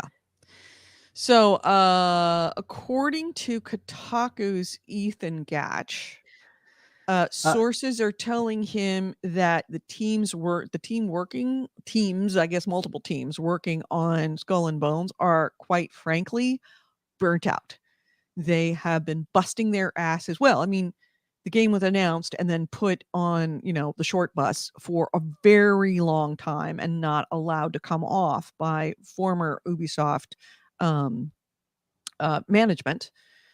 And then all of a sudden it's like, oh, guess what? We're releasing you. And then it's been nothing but go, go, go, go, go. And then pandemic happened. So now everything has been delayed and disrupted and not in a good way. And now they're this last push is they are absolutely burnt out. And according to his Kotaku story, the latest technical test for the game, which ended on September 19th, said that the game was clearly not quite ready for release, and they want to take it back into the workshop and polish it up a bit. Yeah, and really that came from the gameplay test. That was the ultimate one, is that they're burnt out, and the gameplay testing did not go perfectly, and they realize there's so much work needs to be done. They can't realistically do it in the state that their teams are in right now. So they need it's not a game ready for release. It's not a game ready for release. It would have been had their team not already been strung out so far that they couldn't go any further. I mean, if this was like the first part of crunch, but apparently this has been crunching for a really long time, and there's just no possible way they can crunch. How bad do these teams have to be burnt out that Ubisoft actually says, yeah, we can't crunch you anymore? What major company doesn't crunch their people to the point of where they commit suicide? I think it's not just crunch. It's the fact that the crunch wasn't be enough. Yeah. That True. there's they have the bones of a game, But not the skull. but not the skull. They're missing the flesh, they're missing the muscle, they're missing the skull, and no amount of crunch between now and November, between when the game was going to come out, could get that skull on that bone. Yeah. Right? You just can't do it. Yeah. And so that's why they delayed, because I guarantee you they'll be crunching through all this delay. Yeah. They're going to be crunching for the next 4 months in order to try and fill out those bones and put an actual body there. And Vice Ravana said that he heard they're required to eventually release it because he got state funding. That is true. Is This that the game, the one that got like from Yes. Thailand or Cambodia or somewhere like that? I think it's Korea. No, it wasn't Korea. It wasn't It Korea? wasn't Korea. Then it It must was- be. It was somebody somewhere in Southeast Asia. Yeah. And I want to but- say it's Thailand or Cambodia, or it wasn't Vietnam. But yes, you're right. They signed a contract with the country's government that basically said this game has to come out. I'm looking it up to figure out what it was because I can't That remember. that is the only reason. Ubisoft, I guarantee you, Ubisoft would have canceled this game 3 years ago. Oh yeah. If it wasn't for that contract, but they can't. And that's what has made it such a headache for them, is it has been a drain, and like there's no escape for them. I am looking. Singapore Singapore, government. Yes. I knew it was Southeast Asia. So yeah, according to Kotaku, oh god dang it, stupid pop-up ads. No, I do not want to disable my pop-up blocker. Get the fuck out of my face. According to a report from Kotaku, and this I'm reading out of The Gamer, a deal with Singaporean government is helping to keep Ubisoft's ambitious Pirates games Skull and Bones afloat. The game was initially planned as an expansion to Assassin's Creed Black Flag. It was been in design hell due to, quote, a classic case of mismanagement for 8 years. In other words, What's His Bucket did not want to release it. Oh, honestly. In this case, it's not just him. It's not just him, but he was the one that was allowing it to be mismanaged because he didn't. I mean, he flat out said he did not want to put out Skull and Bones because it wasn't the kind of game he likes, and he only puts out games he likes. But also, like there was like mismanagement from him down. Like this game has been poorly managed. Right. And Kotaku reports that the game has everybody. apparently cost Ubisoft, and this is an article from back in 2021, that it had cost upwards of $120 million, but a deal with the government of Singapore, where the main development studio making the game is based, is providing, quote, generous subsidies. So, yes, that is what's going on. Thank you very much. Singaporean government funding. Yeah. So, which is frustrating for me because there's not a lot of games I'm really looking forward to with Ubisoft. Even though, full disclosure, I do have stock in Ubisoft that I bought earlier this year. Not a small amount. So I like to disclose my financial You want them connections to do well. I do want them to do well. My IRA very much wants them to do well. But yeah, I'm sort of shocked and appalled, but moreover, personally, there's not a lot of games that Ubisoft has put out recently. I mean, yeah, Assassin's Creeds they're good, they're great, they're all right.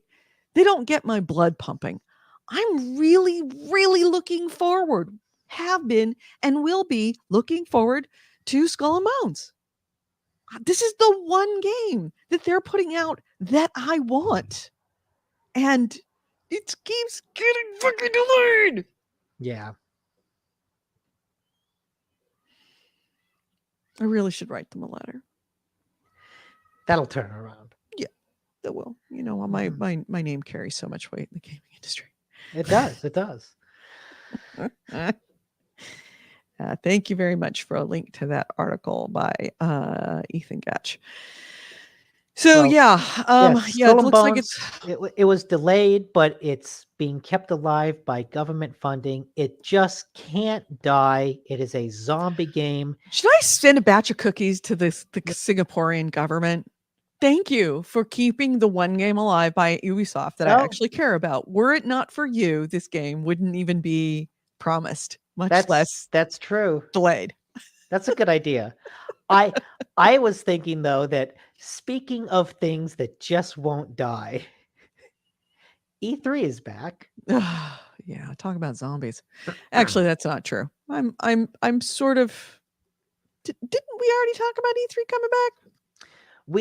They had canceled and then they got bought by or they didn't get bought by Reed Pop, who puts on the PAX uh, cons, but Reed Pop like took over the management of the convention.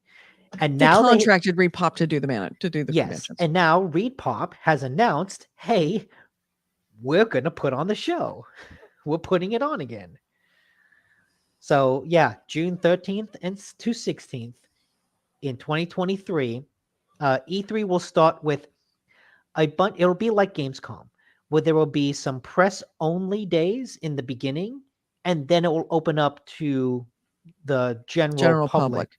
for the next couple days. They're going to run it like E3, the way that they're going to run it like PAX, the way that PAX should have been run.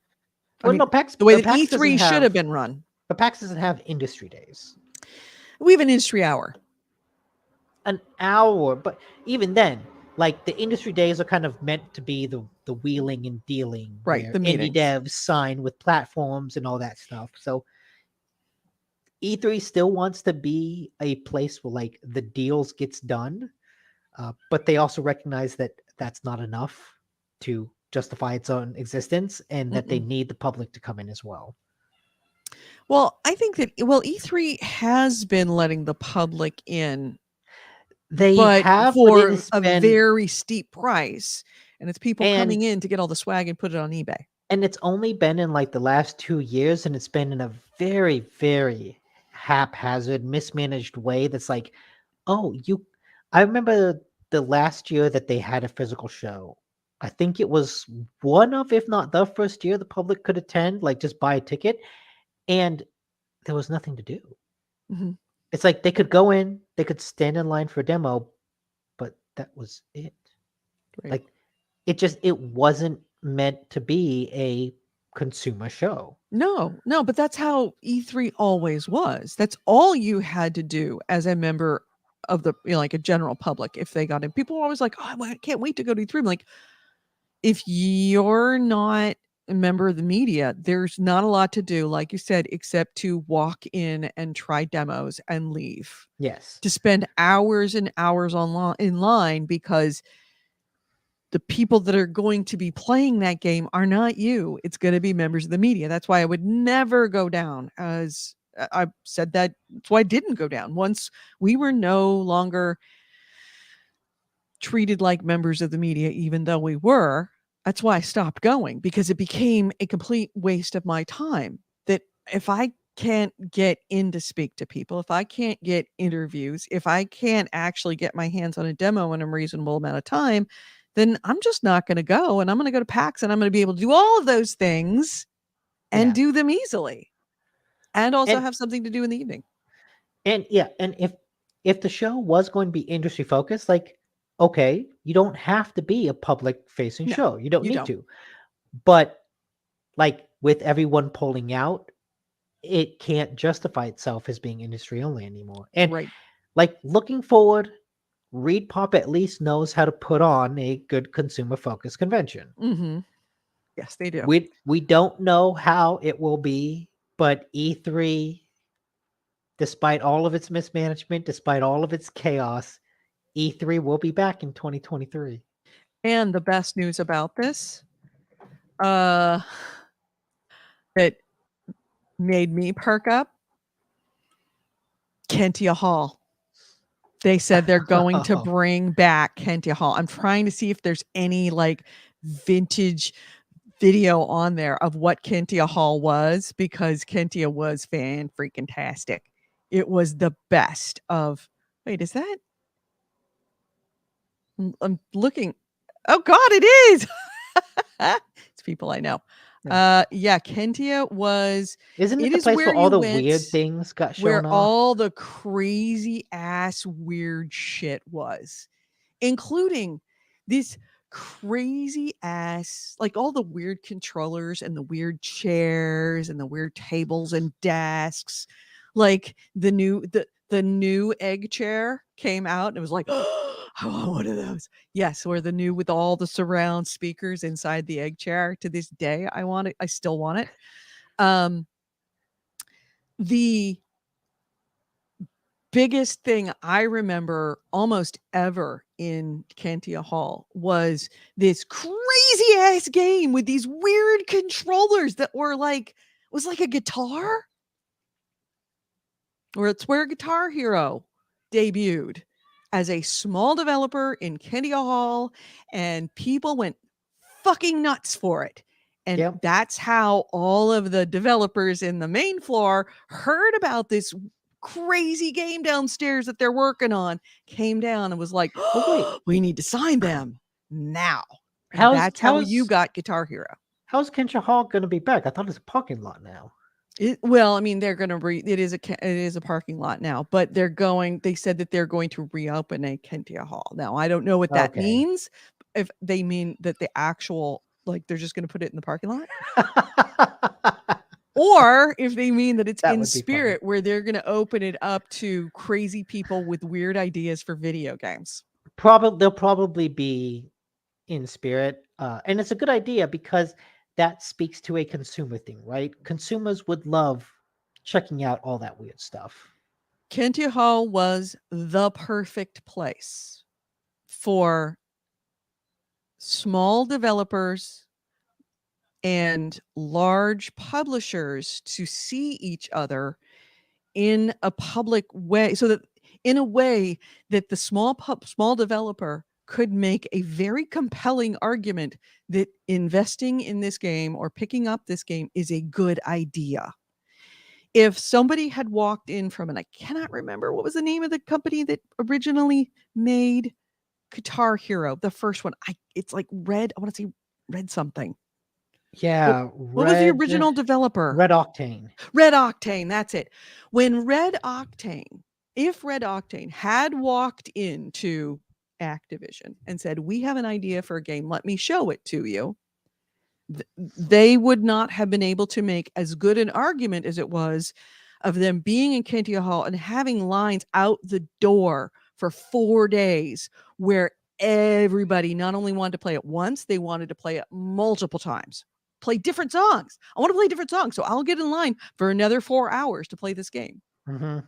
And then Activision going, hey, and it's like, this is your game. How much do you want to pay for it? Well, I think even Guitar Hero, the first one wasn't published by Activision, was it?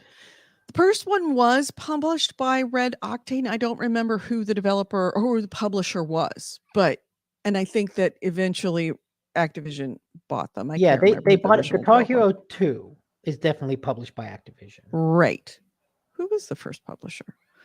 But it was a place where a publisher could see Oh, that's right. I proof of think concept, not only in the game itself, but also in the public reception for it. Harmonix was the developer. Harmonix. Red Yep. Octane was the publisher because Red Octane made Right. the peripherals. Right. Exactly. Harmonix. Yeah. It was And a then- place where you could Oh, prove that we've then- got a winner. okay. The first Guitar Hero was published by Red Octane and developed by Harmonix. Activision then bought Red Octane, which is what then gave right. ownership of Guitar Hero and a deal with Harmonix. Mhm. Harmonix, Harmonix. not Harmonix. Yeah. And none of that would have happened. None of that would have happened had it not been for that perfect place, that Eden of Kentia Hall. It's what, in some ways, what PAX has become not on a smaller scale, but on a lesser scale. Gang Beasts. If Gang Beasts had not been at PAX and happened to be right next door to Double Fine that year, Double Fine would have not seen what Gang Beasts was doing, wouldn't have seen individual peoples playing Gang Beasts and going, I think we need to get that game on our, we need to publish that game. We need to put that in our stable. Because we wouldn't have seen that people went nuts for it and we had a great time and we were laughing. It was the best advertisement for Gang Beasts. Same thing for many, many, many developers that appeared at Candy Hall and got attention. Yeah. Anyway, good news. I'm happy. I'm happy that it's coming back. I'm happy that it's coming back under ReadPop. I'm happy that there's some kind of indication of appreciation what Candy Hall is and what it might be. Don't know if that's going to be a thing, but yeah, happy. So moving right along, you took one of I was my trying to think of another segue, but I don't think I do think that there's another segue. I'm trying to think if there is another segue that can be made. I doubt it. Speaking of encountering weird and frightening things in Kencha Hall, HBO has released a trailer for The Last of Us TV show. Oh. And? It looks like The Last of Us. Okay. Which there's not much. It's interesting as you watch it because it looks like almost a beat for beat remake of the game. But like when you think about it, like that's not a bad thing. And I think you'll see a lot of gamers talk about like, oh, why are you making a TV show of this? It's just going to follow the same story of the games. Like, well, there's a lot of people that don't play the game in the same way that like adapting the books of something. Like, I'm not going to read this book of something, but hey, they made a movie out of it. I watched a movie and the movie was really good. Mm-hmm. And generally when people adapt a book, they're like, oh, I want you to adapt it closely. I don't want you to take all these sorts of liberties with it. So, right. And what's interesting is with The Last of Us Part 1 for PS5 coming out recently, there's been a, reappraisal of The Last of Us. And generally what I've heard is that game holds up. Like the sequel, still very mixed reception of it, but that first game, everyone that has played Last of Us Part 1, even the people that didn't like Last of Us Part 2 are like, hey, this first game is still really, really good. And that means that the bones of a story, if you just adapt it beat for beat, you will have a really good TV show. Yeah. It didn't need a whole lot of additions or subtractions in order to make it ready for television. Yeah. If they do a season 2 based on the sequel, they might have to do some adaptation work. Mm-hmm. But that first game holds up really well. The trailer, look, it has a good tone, has good atmosphere, looks well directed, looks well acted. Coming out next year. Let's see. I've got one. Speaking of No. zombies.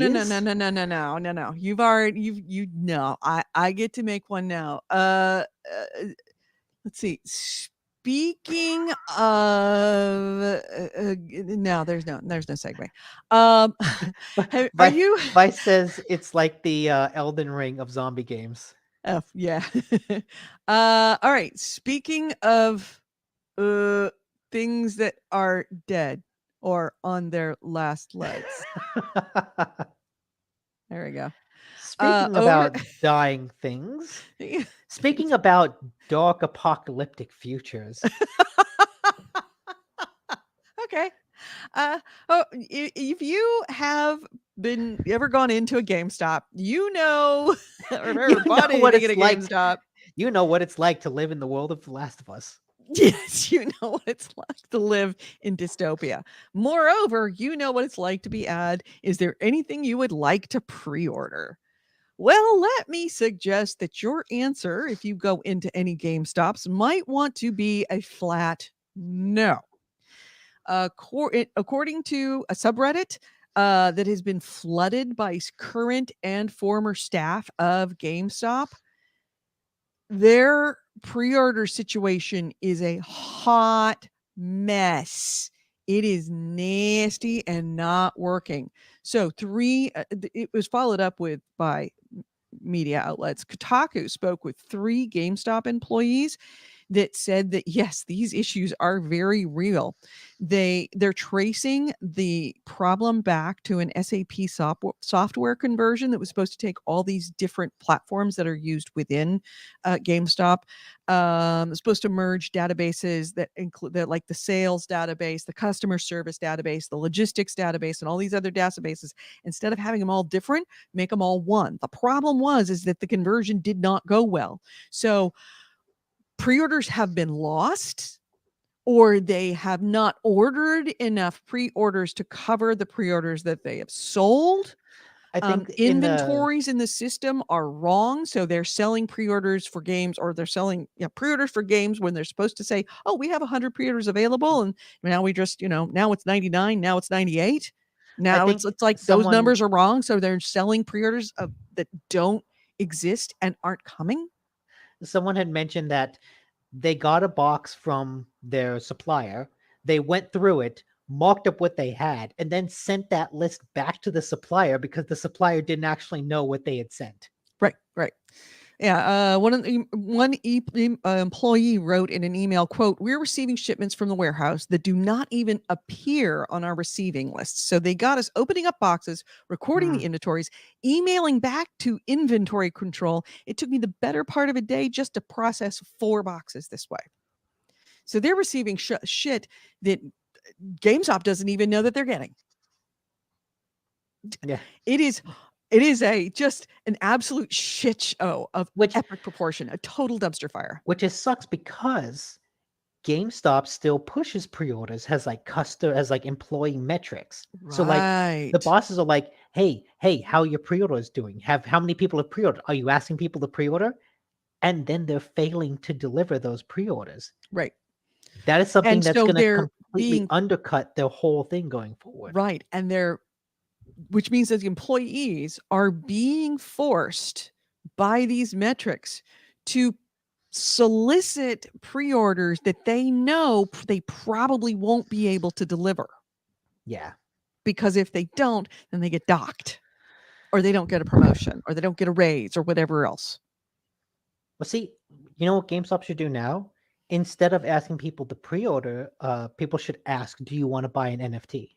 Mm-hmm. Yeah. Absolutely. Just push those instead. Yeah. Yeah. I love one quote in this article. Let's see.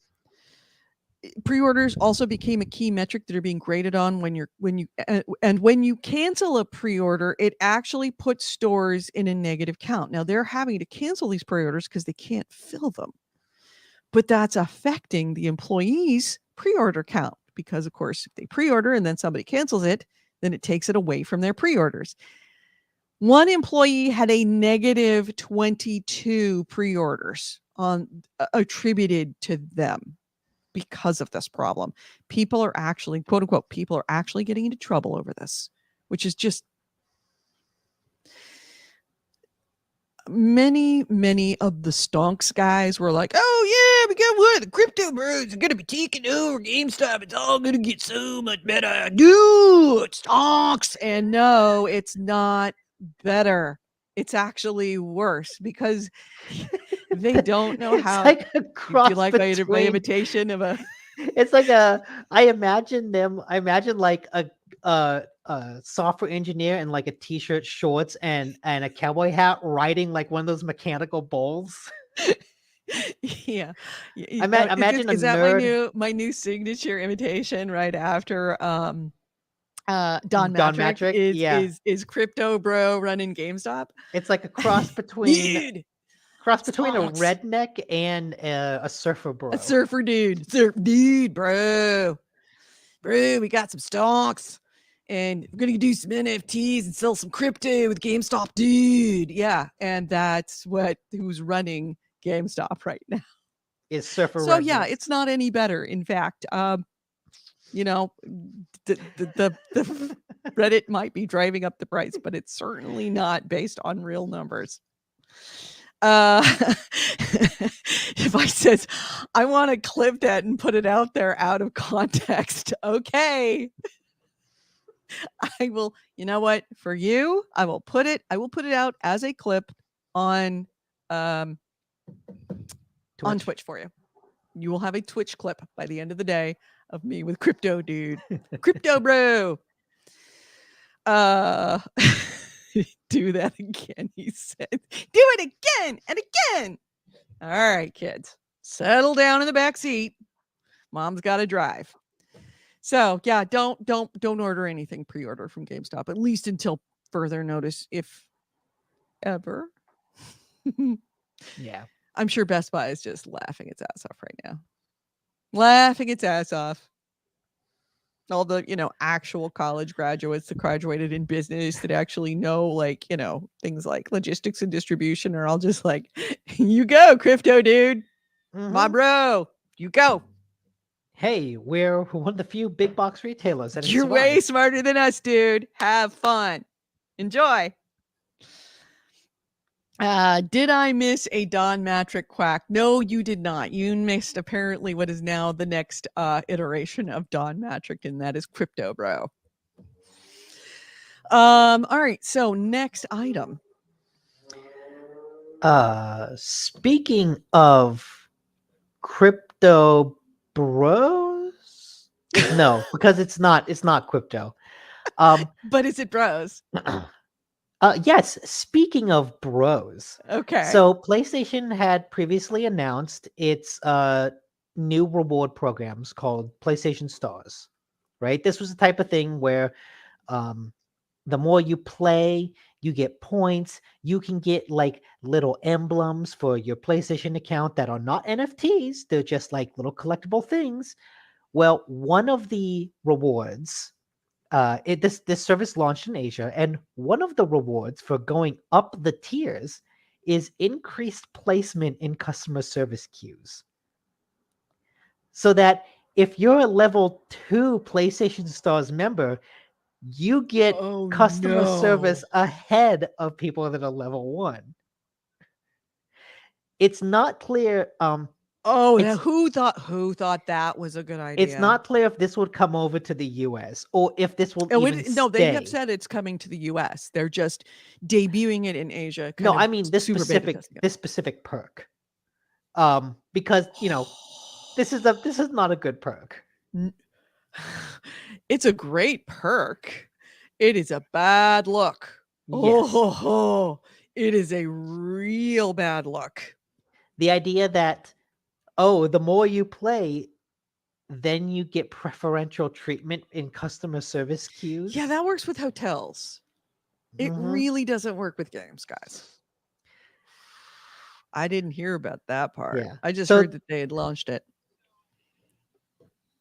So, there's pay to win, and then there's play for support, play to win, play for service. What a terrible idea. Because, I mean, think about it in a global case. Like, say that there is a mass issue for whatever reason. Say that all of a sudden 50% of PS5s just spontaneously combust, Red Ring of Death style. Not saying that will happen, but just say as an example of something that is a worldwide issue. They launch an update that bricks the system for a while, and everything has to be sent back to the people that were suffering from it.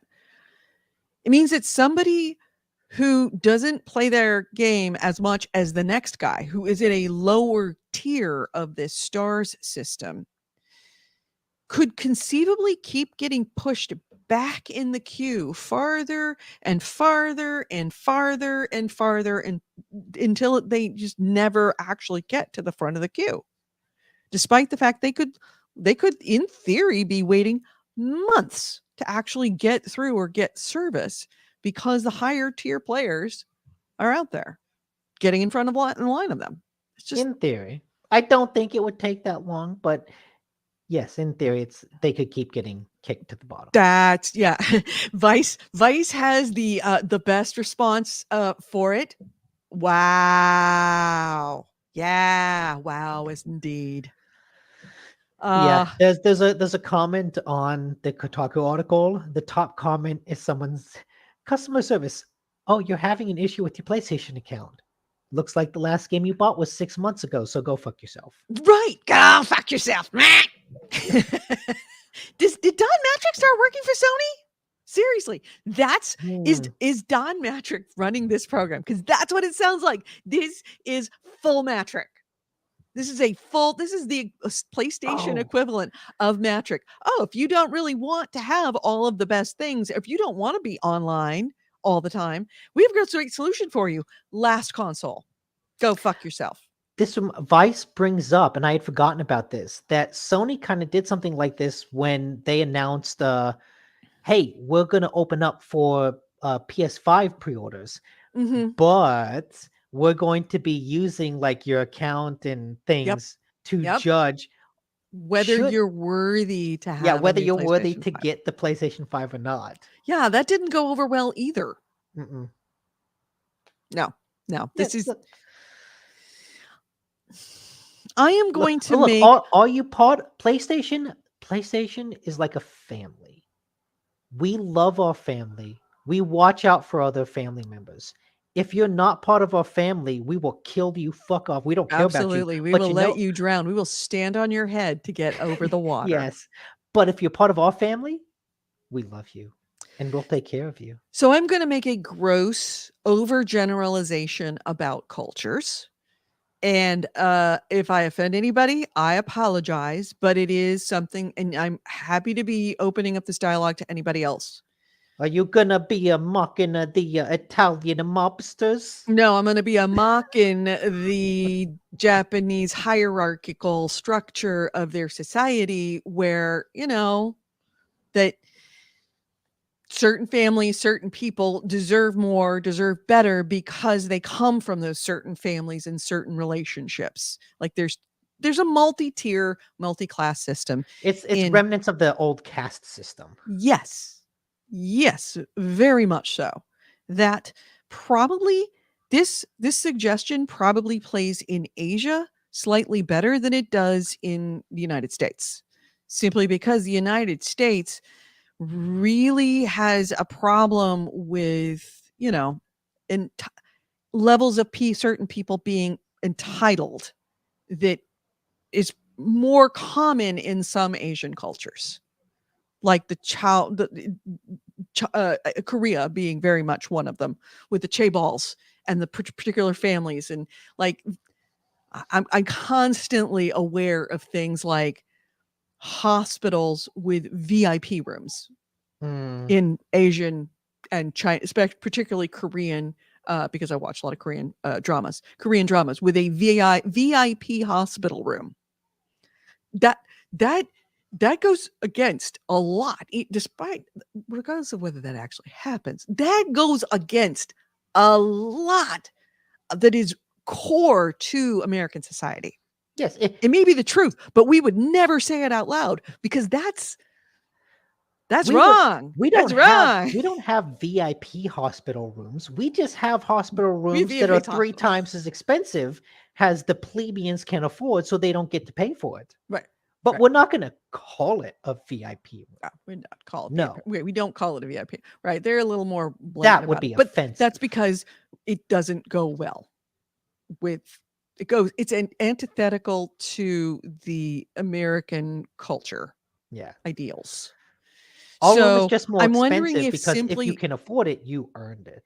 Yeah, and I'm wondering if the fact that this is either being debuted in Asia or that it comes from Sony, which is based in Asia, has something to do with this. And it would be interesting to see if when this service comes to America, if this perk is still part of it. Yeah. It'll very much be surprising if it... I would be very surprised. I would be surprised that Sony would be that tone deaf if they do debut that out here. Andrew, very, very succinct. Yes, exactly. Thank you for putting it. We love pretending we live in a meritocracy, and that very much is part of who we are. Is we like to think that we live in a meritocracy, so much to the point that if you suggest that if you actually act like we don't, we will nail you to the wall for it. We get to say we don't live in a meritocracy, but you don't get to act like you're living in a meritocracy. That's called entitlement. We have a problem with that. We have entire YouTube channels devoted to entitled people being called out. Mm-hmm. We've got a name for them when they're female. Karen. We've got a name for them when they're male. They're called Chad, and we don't like them. We have a whole game that the whole beginning is about somebody named Karen being named Karen. So yeah. All right. My next item is I'm sorry I didn't do this early. Dude, what was your segue in the last one? Speaking of bros? Yeah, speaking of bros, yeah. Okay. Speaking of bros who are femmes, who are bros, we got Fembro this week in the Activision Blizzard shit show. Fembro. Okay. Do you remember Fran Townsend? Fran Vaguely. Townsend, who's got her start. Well, I don't know if it's her start, but rose to fame by being a torture apologist for George W. Bush during the Afghanistan years. Yeah. Remember that? And Yes. she was the head of compliance for Activision. Look, The if you don't comply at Activision, you get waterboarded. You get waterboarded, and it's perfectly legal. Trust me, I know. I'm Fran Townsend. Yeah, she was famed for writing that incredibly tone deaf, holy shit, the worst possible memo ever when Activision's shit show started to become public about how Activision has always been a wonderful, terrible, incredible place to work and blah, blah, blah, blah, blah. So she was the one, well, it was released under her name. She is no longer going to be there. She has apparently left the company. She's stepping down as the chief compliance officer. This is less than 2 years than she'd hold the position, but what a 2 years it was, Franny, wasn't it? Mm-hmm. It was a fun 2 years. Remember this line? A recently filed lawsuit presented a distorted and untrue picture of our company, including factually incorrect, old, and out of context stories. Some from more than a decade ago. I know that woman committed suicide so long ago. Anyway, it's been widely opined that Bobby Kotick was the one who wrote that missive, and she sent it out under her name because that's what Bobby said to do. But yeah, Bobby Kotick did announce to that Fran Townsend was leaving on Thursday according to the Wall Street Journal. In her place is going to be 2 women. That means nothing. Fran Townsend is a woman. Had no problem defending the company from everything that it had done. Kotick said she tirelessly and successfully navigated a challenging time for the company with leadership, conviction, and grace.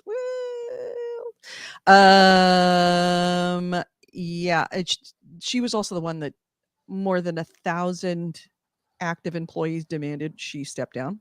Yeah. So yeah, she's gone, and she is going to be replaced with, where is it? Does it say where she's going or what she's doing? No.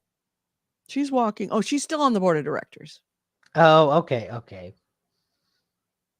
So she's walking away from like having to do the actual work. Yeah. She's like, oh my God, being this compliance officer, torturing all these women that was sexually harassed, it's just so much work. I'm just going to leave and break in the money as a board director. Mm-hmm. Okay, I'm going to make a completely inappropriate joke? Not an inappropriate joke. Okay. I am going to make a suggestion that I'm going to put on record, and it may take a long time for it to get proved, but I have no basis for this. It is literally just a spider sense. I think Fran Townsend and Bobby Kotick are fucking. Wouldn't be surprised. Because he's really good at fucking powerful women with very, very famous names and getting them to defend him. Mm-hmm. And I thought that from the minute that it's like, oh, CEO Bobby Kotick wrote that letter that Fran Townsend signed and released. Yeah. And remember, Sheryl Sandberg. He was fucking Sheryl Sandberg when Sheryl Sandberg was defending Bobby Kotick against sexual harassment suit himself. Yeah, that's true. This kind of, it's like the whole time, every time I would see pictures of her, I'm like, I think she's fucking him. I should say he's fucking her. I think he's fucking her. And I think that we will find this out not this year and maybe not next year, but sometime in the future, hopefully before I die. Mark this down, AC Wraith. I'm calling it now. Bobby Kotick and Fran Townsend are in a relationship, and that is why she signed her name to that letter. And I will bet you dollars to donuts they broke up, and that's why she's leaving. No basis, no inside knowledge. This is just a woman's sixth sense that is saying that's exactly what's going on right now. I just get that feeling. What are the comments saying? I wasn't reading. Vice is just really didn't need that image. He definitely didn't need that image in my mind, he says. Don't need to spread. Casey Ray says, ew, don't spread that kind of stuff. Plot twist, she is fucking him. Yeah. So, yeah, that's kind of the big news, is that Fran Townsend is out. She will still stay on the board of directors. She is no longer compliance officer. I forget the name of the two people, but essentially two people that were working within that department with many, many years under their belts. So I think 10 or 12 years each, are all now moving up and are splitting out her job between the two. And I can't remember the two names of the women that were doing it, and I didn't write it down. But yes.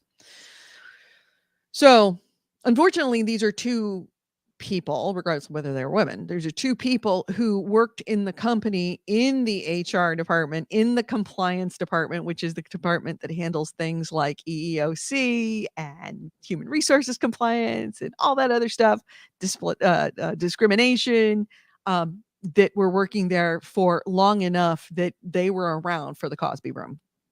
So I don't know if they didn't have any power to do anything, or that they don't have any will to do anything. Who knows? We will only find that out later. But honestly, nobody does anything unless Bobby says they can do it. So I don't really give anybody any credit for moving in that company. Nothing's going to change until Bobby's gone. Yeah. Next item. I think those are the. I got one.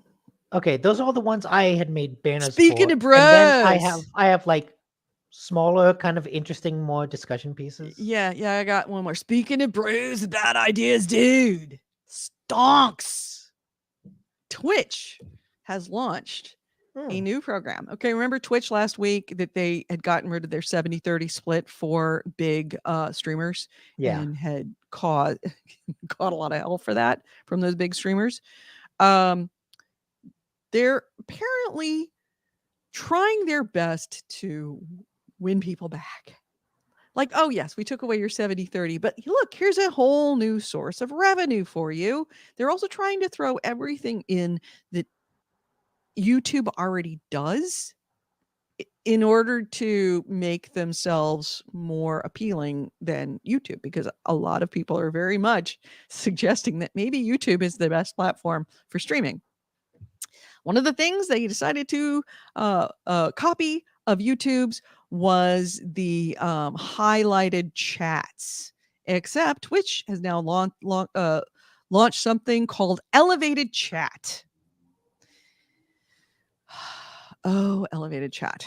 What does And this mean? proof What is of is they're the highlight? literally Is the highlight chat just what we do when we like right. We can pay just when put a we comment on on? YouTube to put a comment that goes to the top of the chat and is highlighted, and you can easily see it within the chat box. What do they call that? A boosted comment, I think it was what it's called. And Oh, so the user, the the watcher user pays the user pays a little bit of money, to get their usually comment to like get to their the top comment list of a streamer. boosted to the top list of a streamer, which is a really important thing with streamers that have a lot of people watching, because the comments come through so fast. Yeah. This actually pins it to the top for a small period of time. So Huh. Twitch is doing very much the same thing. They have announced elevated chat, but they didn't think this through. First off, what they do is they pin this chat, and I think it's either at the top or at the bottom, but you cannot see this elevated chat unless you are in the actual stream. Most stream or out of theater mode. If you're Mm. in theater mode, you don't see it as a viewer.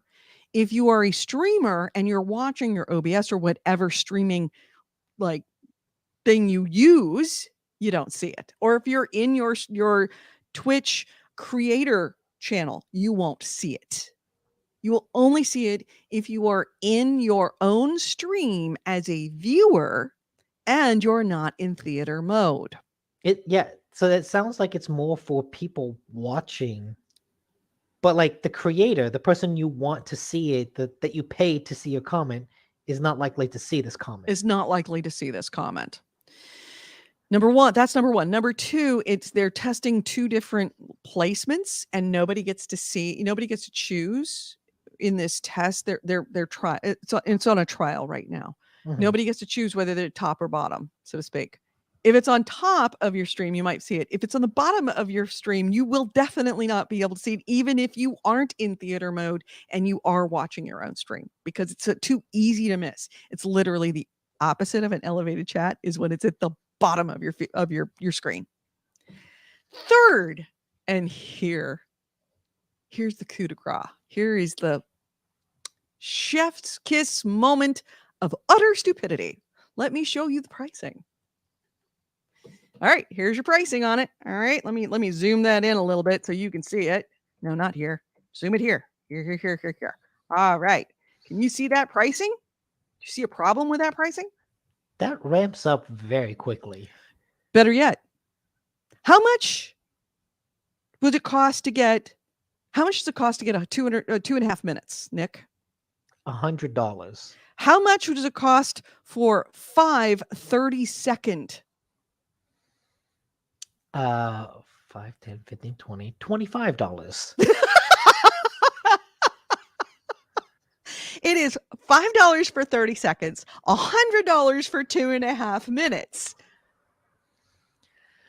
It costs you, if you bought 5 30-second chats, elevated chats, which is 2.5 minutes, it costs you $25.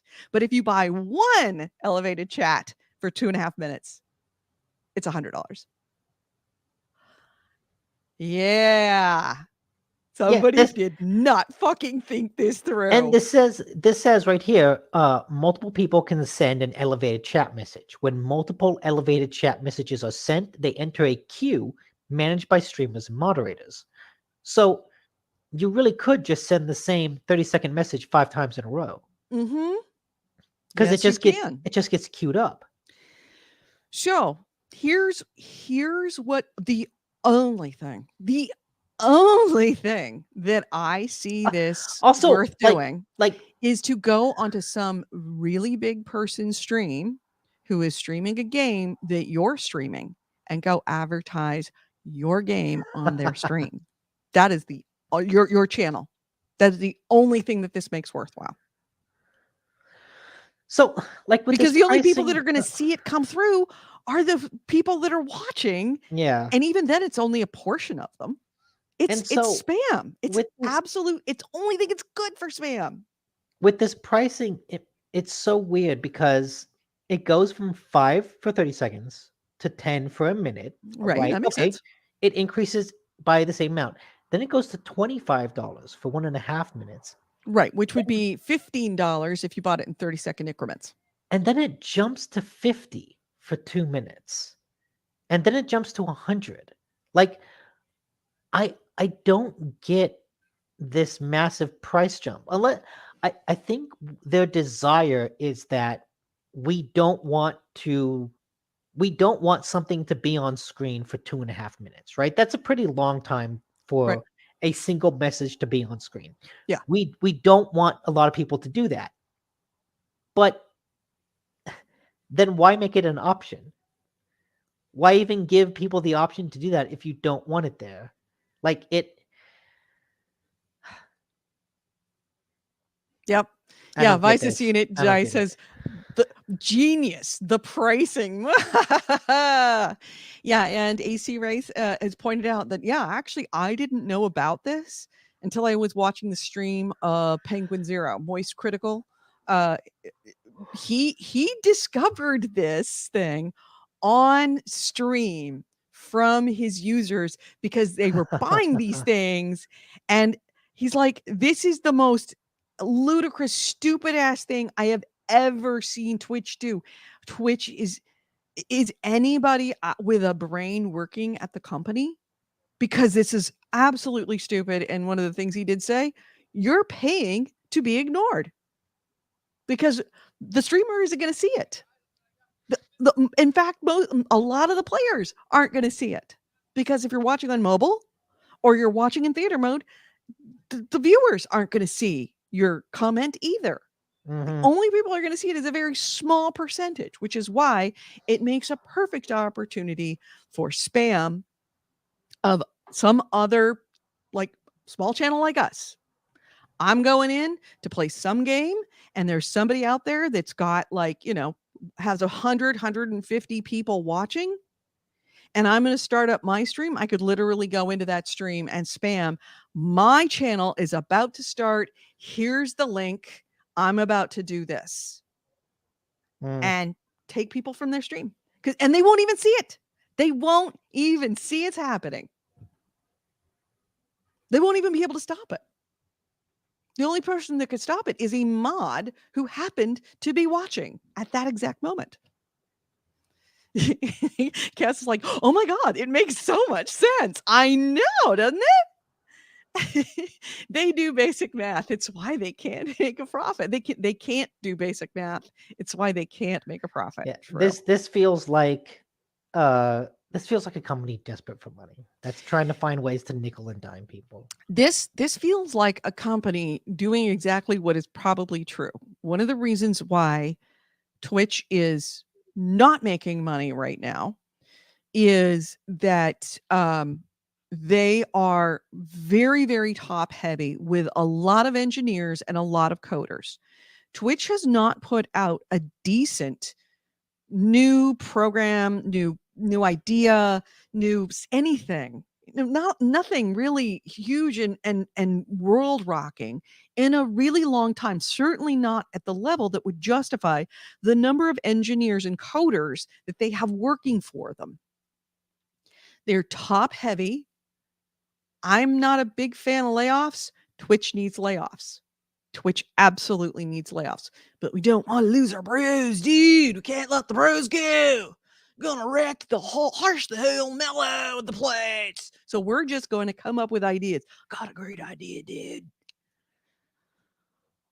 $5 for 30 seconds and then $100 for 2.5 minutes. It's a great idea, dude. And that's what they're doing.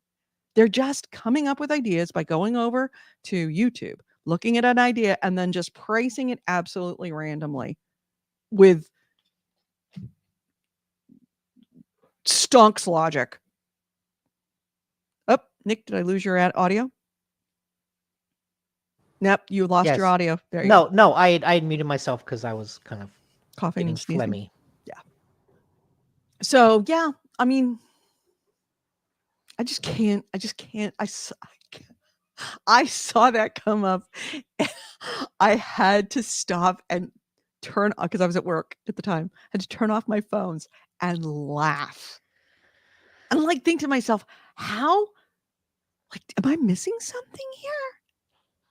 And I had to go back and read and like maybe it's like 30 seconds and then there's like a big like Maybe there's like a time cooldown space, like feature? 30, like a cooldown. That's what I was thinking. Like maybe there's a cooldown. Maybe you can't buy multiple ones in an hour. No, you can buy as many of those as you like at $5 for every 30 seconds. So that's 120. Let me pull up my calculator here. Let's see. That is 120 for an hour times 5. So for $600, I could go to the largest Twitchers, go onto their streams and advertise on their streams for a full hour for $600 or 2.5 minutes for 100. Andrew, I think hits the nail on the head that they need to make the VOD system more robust and add ad revenue for creators to take on YouTube more directly, make it easier to put out Let's Plays and highlights. Here's why I don't think that they will do it. I don't think that they were lying that there is a significant cost to the Amazon data systems. What do they call it? AWS. The web system? The web system, Amazon web system. There is a significant cost of the Amazon web systems because Amazon has it structured so that Twitch has to pay for it.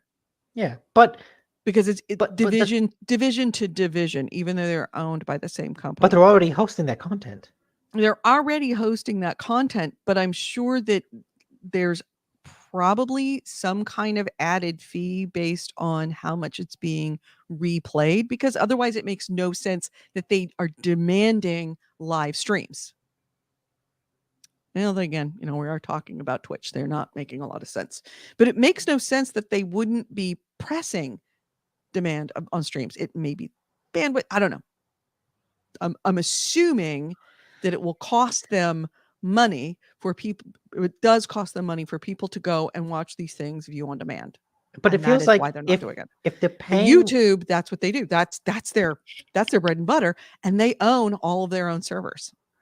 But it feels like if they're already paying Amazon to host that content, if more people go to that content, it's already being hosted. Like they don't have to pay more if people access it more, do they? That's what I'm thinking. But then if that's the case, why continue to host the archives? Why not just limit the archives? It's a good question. Why have archives at all? I am assuming now it has been a lot of years since I did not have an unlimited all you can eat data plan, like web hosting plan. But back in my day, and I don't know if that's still the case, that when you host, like, for example, your website, you get charged not only for the amount of data that you have on your website, but you also get charged for the amount of people that visit that website. That's why 404s, DDoSs are so devastating to someone back in the day. I'm also referring back to like 10 years ago. Because it's been so long, like I said, it's been so long that I haven't had to think about this stuff, much less look into the way that the industry charges. That's why DDoSs were so fucking devastating to small podcasters and small web people. Not so much that it would shut down the server, but because the amount of calls for that website would be part of would eat away at your at the service you had available. And then you start getting charged overages for that. Now, I could be wrong. This is a long time ago.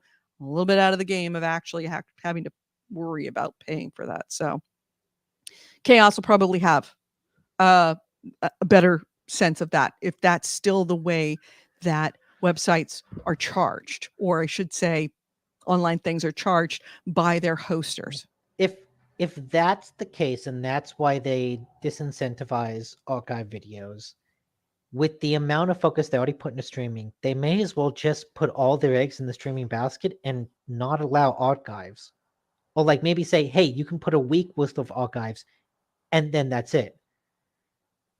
Make people archive all their history elsewhere. I think at this point that would be the nail in the coffin. That would absolutely be the nail in the coffin for Twitch, because then everyone they would need go to, running streaming to YouTube. then they need to emphasize videos. Like they're putting all their eggs in the live streaming basket, but like they're that's not where they're going to gain any ground. No. They need to improve other aspects of their service. They But well, they yes, seem they to need refuse to improve other those other aspects of their aspects. business. But also consider this, Twitch is not fucking broken. Twitch is not broken. The only thing that is broken is the fact that it's not making more money every single year hand over fist. And the reason why is because their cost of doing business is too large. You can't change the amount of bandwidth. There's certain hard costs that are only going to go up as Twitch becomes more popular. The answer, and you do not want to affect the creators, because without the creators, you don't have content. That is your business. Mm-hmm. The one place where they can make cuts, and they're clearly uninterested in doing that, is the overhead costs on their actual people they have working. The staff. Their staff, their buildings, whatever, the things they can cost, the soft costs being human beings, because we're squishy, but also because you've got a just bloated, so unbelievably bloated staff right now of people that I don't see anything they're actually doing. None of the creators have benefited from things they're actually doing. And yet they've got all this staff on the payroll. I'm not a huge fan of people being laid off. But if you're going to crunch somebody from a business point of view, you do not crunch the golden goose. You crunch the people, the 50 people that you have hired to go collect the eggs every day. Make it 49. Andrew Smith says, I don't think they necessarily the case. It's just that storing video, especially 1080p or higher, is relatively expensive due to how much space it requires. It means you need more data, a bigger data center, capacity. True. Yeah, they need to figure out how to stop breaking Twitch, because it's not broken. It's not. Just the fact that Twitch is as big as it is proof that's not broken. Like we said, the problem is that they just keep tinkering with their streaming model. But if they want to grow or do anything, it needs to be outside of streaming. It's Right. not live stream. They are a big fish in a small pond. They have taken over the small pond that is video game live streaming. You cannot do more than that. Either they need to just be happy being that big fish in a small pond, or they need to go look outside of live streams in order to expand. I get the feeling that this is something that's coming down from the parent company. Because Twitch isn't owned by stockholders. No, Twitch it's is owned by owned by the Amazon. company that owns stockholders. That's owned by stockholders. And it very much has the feeling of a company that has hit its limit of what it can do with what it has. And it's looking to the wrong place to try to increase its growth. Yes, because here's the problem. It doesn't have to increase its growth. It does. No, it doesn't. You can have a successful business that is a big fish in a small pond. You can have a successful business that is just hey, we're live streaming video games and it's good. you can't, investors won't like it because they need you to grow. But if you're just looking to like have a successful, stable, ongoing business, you find something you do it well, and you just keep doing that. You don't need to grow into all Oh, these weird Nick. offshoots that are just desperate attempts to get money that you're not even good at in the first place. You don't have Oh, to do that. sweet little naive Nick. Oh, yes, you're right, sweetie. But that's not the way the world works when you're talking about No, it's publicly not. owned companies. Just No, just no, you looking have to make 10 to 12, between 10 and 20% per year, or else your stock goes down. And if your just stock look at goes down, then you're worth less money. If just you're look worth at less Unity. money, then investors don't give you more money. And you know what? That's why honestly, if this goes to all the small business owners watching GameHounds, don't go public. Don't go public. Don't go public. It is a death knell. It is, yes, it is a death knell. Absolutely, it is a death knell. I have worked for a number of companies that have gone from being a fan freaking tastic company to going public to having that company destroyed. JetBlue was one of them. JetBlue had a superior product at a good price point, and everybody loved to work for them. They were the best company to work for. They went public, and then they got a Bobby Kotick, the Bobby Kotick of airlines, a widget Mm, salesperson. And that mhm. and it went from being an airline where there is no first class, everybody's first class, and there's no extra charge for an extra bag. We don't do that. We're JetBlue. You want a full Coke? Absolutely, you want a full Coke. No problem.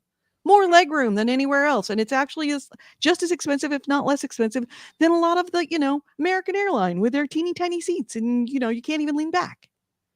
And now we have mint class, we have first class, we have extra special surcharge if you want to sit on the exit row. We've added seats so there's less leg room. What else? Oh yeah, extra. Oh, we have base price doesn't include a bag. Now you got to pay for one bag, and you got to pay extra for a second bag. And yeah, all of that because we got a widget salesperson working for Yeah. the company. I think about Unity too.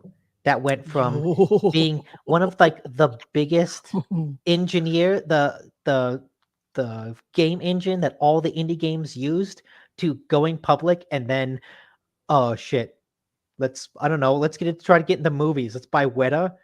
Shit, I don't know. We need more growth. Let's make a contract with the government. Oh shit, we need more growth. Let's fire half our staff because we Yep. need money. Yep. Yeah, you either have to have an old legacy company that has been in the stock market since since God wore short pants, like Coca-Cola, or and owns everything, or you don't go public if you could possibly help it. If you want to have control of your company and know that your company is going to be there for a really, really long time, you don't go public. It gives me more respect for Epic, because Epic is not a publicly traded company. So one of the reasons why Epic can do what it has done and has grown as well as it has is because it's not a publicly traded company. It would have been destroyed by stockholders. Yeah.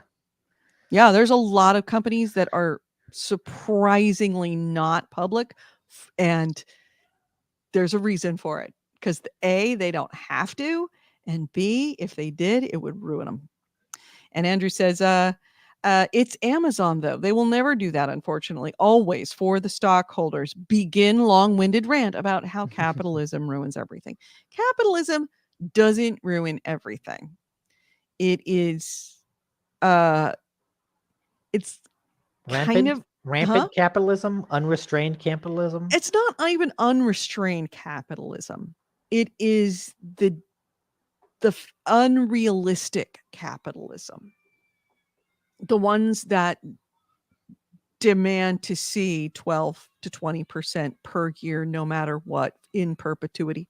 Nothing can grow like that ever. But that's what investors demand. And it's really not capitalism's fault. It's investors' fault. It just is. So, I mean, in the same way that Stalin fucked up communism, our own venture capitalists and our own not stockbrokers, but investors, like large scale fund investors, have fucked up capitalism. I don't hold communism being wrong because of what Stalin did. I don't hold capitalism being wrong for the way that hedge fund executives act. AC Ray says Action has been making progress on his current project in Unity. I don't know Action. I don't know Action either. Explain yourself. But anyways, moving on, I at least have a couple fun stories. Okay, please. Speaking Come of on, something, laughing at Twitch at how absolutely ludicrous they are. There's nothing funner than that. something more fun. Okay. Speaking of smashing the monarchy, the hierarchy, Eating the rich. a modder, has remade Super Smash Brothers with Chris Pratt. That is awesome. Mm-hmm. Has Chris Pratt said anything? No. This is just. I don't think this is out yet. It's just someone, making a little mod thing in Unity, not Oh Unity, my god, Unreal. that is awesome. But yeah, it looks hilarious. Oh, that is so good. Oh, genius. That makes me happy. So makes me happy. A giant Chris Pratt. Oh my god, that is so good. Let me expand this so we can actually see it. Oh, look at you. So good. And it's You even get a nicely dynamic third person view. Yeah. Oh my god. This is so good. Mm-hmm. It is really cool. Oh, you have any name for that? Name of the modder? Let's see. A YouTuber named Andrew Smith Reimagine says, Games. how long before Nintendo shuts that down, that mod? LOL. It's a YouTuber named Reimagine Games. They made me reimagine it. That's awesome. Mm-hmm. So, AC Ray says, I've been making game progress for the first time in a while, just an arcade game, but I want it done. Oh yeah, he said he used the /me command and StreamYard interpreted that as action. Oh, so he's okay. doing it. I got it. Really? You will have to let us play. And thank you for the link to the Chris Pratt Super Mario remake trailer. We all need to have that on our, phones and our desktop, playing constantly in our heads. Anything else? Yes, this is an interesting one. EA has announced a new game, and it's basically Monster Hunter. I hope I can't actually mute this. Okay, that's not working. Mute. Yeah, no. One of these days I got to teach you how to use a computer, Nick. No. This is Kotaku's website. I know. I am going to it. There's ways to get around that. Always sucks. Right, and what we're hearing is through your headset, through your speakers. So one of these days, like I said, I have to teach you how to use a computer. What is it called? Monster Hunter. It's called Wild Hearts. Okay. And it's interesting just because it looks so much like Monster Hunter. But I feel like this could be a good thing. On one hand, EA does have a tendency to like microtransaction the hell out of its live service games, but at the same time, one of the reasons I've always been hesitant to get into Monster Hunter is because I've heard that it's such a grind. I remember there was that one free-to-play Monster Hunter-esque game that we actually played for a while, and it was really cool. Dauntless, I think it was. Yes, Yeah. it was Dauntless. Very And, good memory. I really enjoyed that. I didn't play it for that long, but I thought it was cool. And because it kind of took out a lot of the excessive grinding for armor that defines Monster Hunter. So I think there's room to streamline that formula, and I'm curious to see what EA does with it, what a Western developer can do with this format. All right. We are sharing. This is how it is done, Nick. Oh, sorry. Well, yeah, you're on YouTube. That's why. Well, it's because there's always a link that says view it here in a Kotaku article. You go to that link. You don't stream it from the Kotaku page. I mean, you Lazy. can't if it's on YouTube. Lazy. Yeah, You can if it's on YouTube. You can. If stream it it's from the not, even Kotaku if it's page. not on YouTube, there's a way to actually pull out the source code. It's always on YouTube. It's always on YouTube.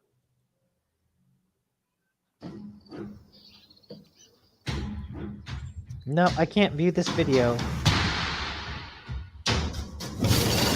I will show you how to do that when we're done. Anyway, with the show. you're playing it with music. I was playing it with music too. No, I you thought- weren't. It I was thought- playing. You were playing it through music, through your speakers going through your headset. So, This is original sound coming through my channel. There is no to the speaker land coming through of my the headset. East. There's Well, only sound the like headset. Sounded like gas. Trust me. Sounded like it was coming through your headset. You do realize Ozma is fraught with Yeah, danger. this does look like Monster Hunter. Why would that be? All right, I am not a Because- Monster Hunter player. And that's the thing. Neither am I, and that's what makes me interested in this because I want to see a different take. I think there's room to streamline They and make battle that for game a bit more territory. user friendly than it currently is. And And is this- this going to be a more user friendly version of the game? That's a good question. I feel like this has the potential to be more user friendly than the next Monster Hunter game. Is the power Well, I mean, the only reason why Monster Hunter doesn't look friendly is because we know Monster Hunter isn't user friendly. Yeah, but they keep making slow progress.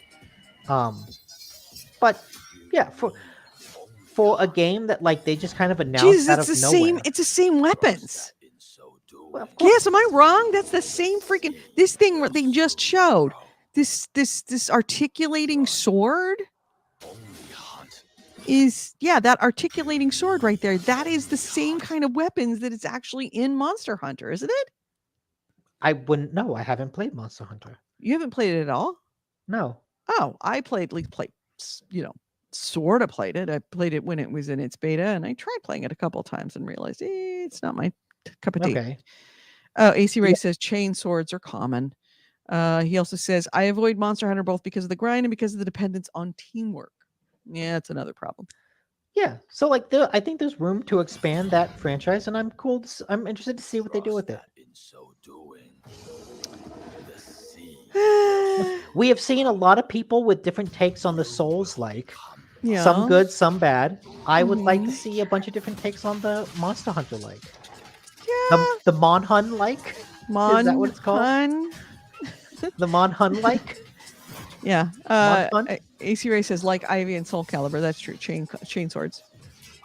I don't know, but that one seems like almost identical to a weapon in Monster Hunter. and tame a world gone wild. Anyway, Yeah. looks For an- interesting. For an announcement that came like not as part of a big showcase or anything like that, it's pretty cool. Did they have a date on it? Yes, it is coming out February 17th. Oh wow, so it's soon. They really Yes. kept that under wraps, didn't they? Mm-hmm. It's surprising. I didn't think anybody actually keeps secrets in this town. Just kind of doesn't happen. Well, I'm willing to give it a shot, and with the understanding I'll probably hate it, and not like it. If you like it, I can guarantee you, Chaos will play it. This is all the Chaos loves this shit. Inevitably, I found I found Monster Hunter not fun for me because it was too many complex button press, patterns that I had to learn in order to be good. Hmm. Um, and yeah, it all came down to button patterns, and in general, button patterns for me are not a great. We don't see eye to eye. We're not friends. We're not even enemies. We don't even live in the same zip code. So, any other items before we shut down this show? There was just a small story about how weapon degradation is going to remain in Dead Island 2 and how some people are upset about that, but the developers made a kind of boneheaded argument that oh, it grounds it in reality when it's Dead Island. It's It's about Dead Island. zombies and It's a hacking. zombie. Yeah. What's more interesting is as part of the argument they mentioned how degradation on melee weapons acts like ammunition for ranged weapons. And that I think is a much better argument because it Wait a basically minute. argues Say that again. Degradation on melee weapons. yeah, that means the more you use it, it can break and you can't use that weapon anymore. Right. Acts as ammunition for ranged Ranged weapons. weapons, meaning that So it you have basically to fall back and start using your range. yeah, Essentially, it limits eh, it limits what you can do and it forces you to think about what weapons you use, how you use them. Oh, I'm almost out of ammo for my shotgun. I'm going to switch to my pistol and use that some more. Oh, my sword is almost broken. I'm going to switch to my yeah, knife and I use don't that believe that. instead. I don't believe No. that. I as someone who generally likes weapon degradation and doesn't mind it, I think it makes for a more interesting gameplay experience. I am not gonna disagree with that. I don't mind weapon degradation in games, but I don't think that that's a valid argument. No, There well, I think it I think that it is it's a it's a system part of that, It's a but system that forces you to switch equipment. yeah, but it's also forcing you it does not take into account that there are different people who prefer different styles of play. Yeah, but There are then always gonna be people who prefer to not stand in the front line. There are always gonna be people who want to be up close and personal. yeah, but And it's that's kind of what Dead completely Island is. not right, but it's not it's completely ignoring that fact. Um, and Ignores what? That people want to get up close? ignores the fact that there are different types of play for different people. Yeah, but that's why if you like the way a sword feels as opposed to another melee weapon, you just craft more swords. You just craft more of that type of weapon. Right, no, it's saying the opposite. It's saying that, well, I don't know. I think that people end up gravitating toward weapons that are in that foster the kind of play that they prefer to play. There are always gonna be snipers. There are always going to be, people with knives up front Sure, and but also that's not Dead Island 2. no, but I'm Dead saying Island that 2 in like general. But Dead Island 2 emphasizes melee. That's what the game is. Yeah, It is a melee game. You right. cannot play that game as a ranged character. No, no, that's true. You can, but Eh, it's really hard to do. yes.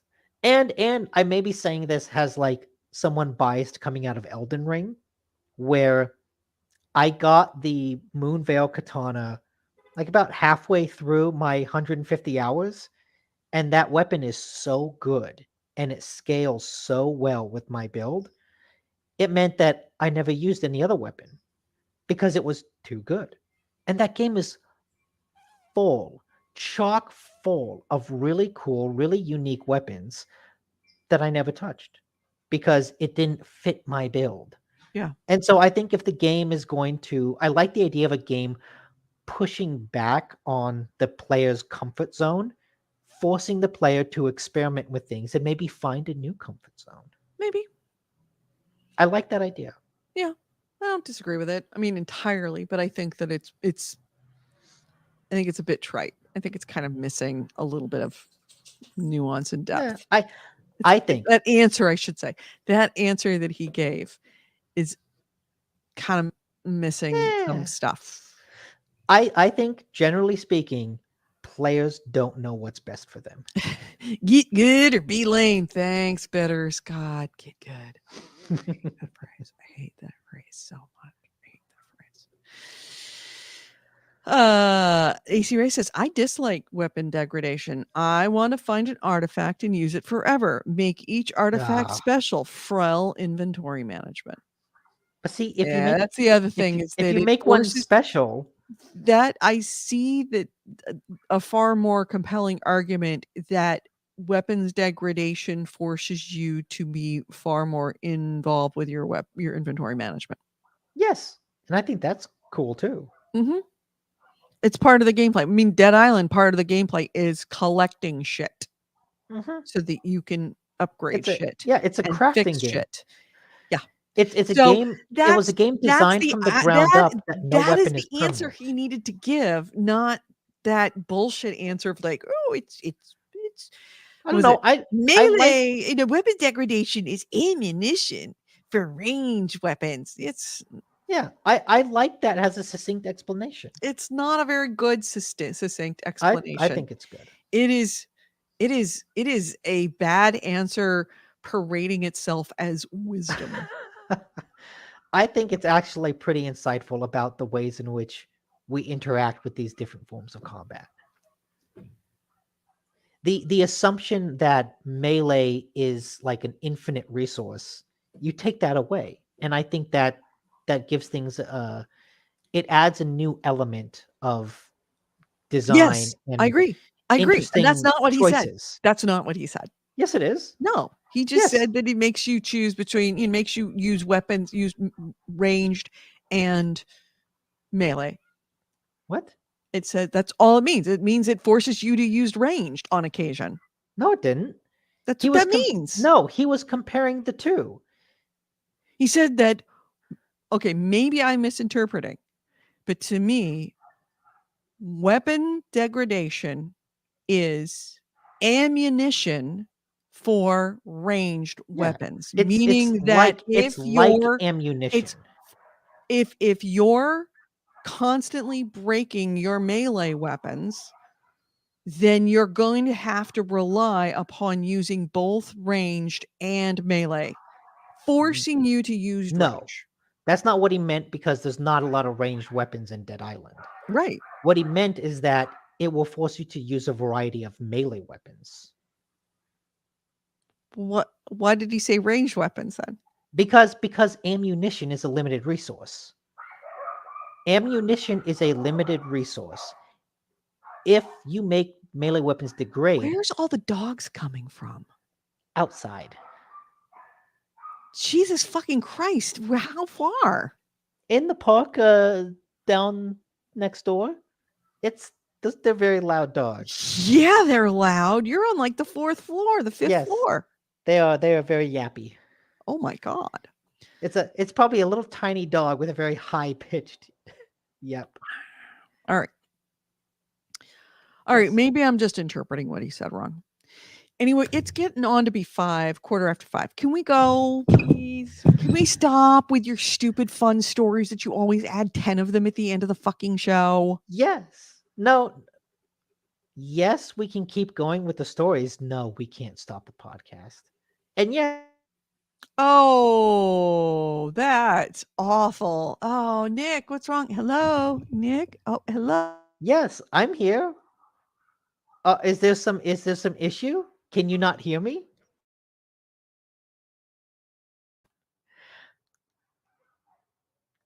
Edie, I think there's an issue with I can't hear you. There must be an issue. There must be an issue, Nick. Your microphone is having so much Oh, trouble. no. There's an issue with your mic. Oh my God. I think it's your mic that's having a problem, Nick. I think it's your mic. Blood Reaper says we should keep going. Blood Reaper is wrong. All right. So can we close out this show, please? Because I literally have to drink water and go to the bathroom. I mean, that's how long we've been doing this, guy. I guess. All right. So can we close out? Yes, we can close this out. Thank you Okay, very much, Edith. Let's Do close you this out. do you want it? Do you want it 8 o'clock heavy rain? Yes, 8 o'clock, heavy rain, Twitch. Let's close this out. Thank you for listening to GameHounds, episode 655. We did record this on Sunday, October 2nd, 2022. I'm Edie Sellers, and with me has been Nikki Nicola. If you ever want to get a hold of us, gamehounds.net is our website. Gamehounds@gmail.com is our email. We record the show live every Sunday at 2 p.m. Pacific, 5 p.m. Eastern on Twitch and YouTube. On Twitch, we are the GameHounds. On YouTube, we are GameHounds Vids, all one word, as in VIDS videos. Love to have you join us live.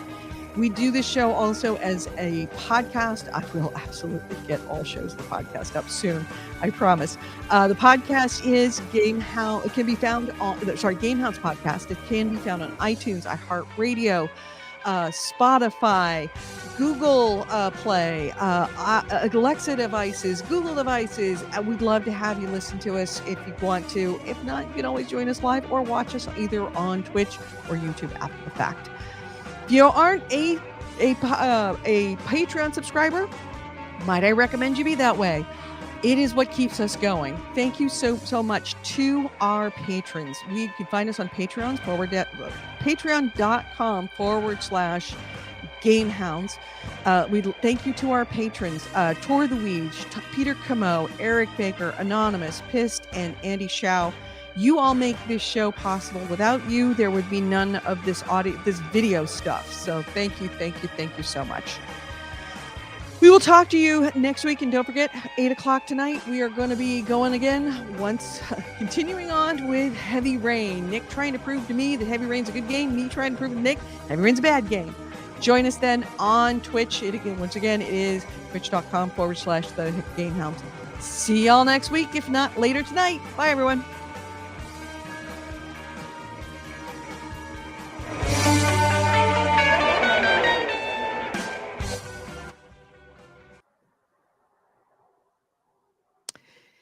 And we are stopping. Audacity, stop and save and okay. And GH, what are we? 655. Oh gosh, I'm missing 5 shows. In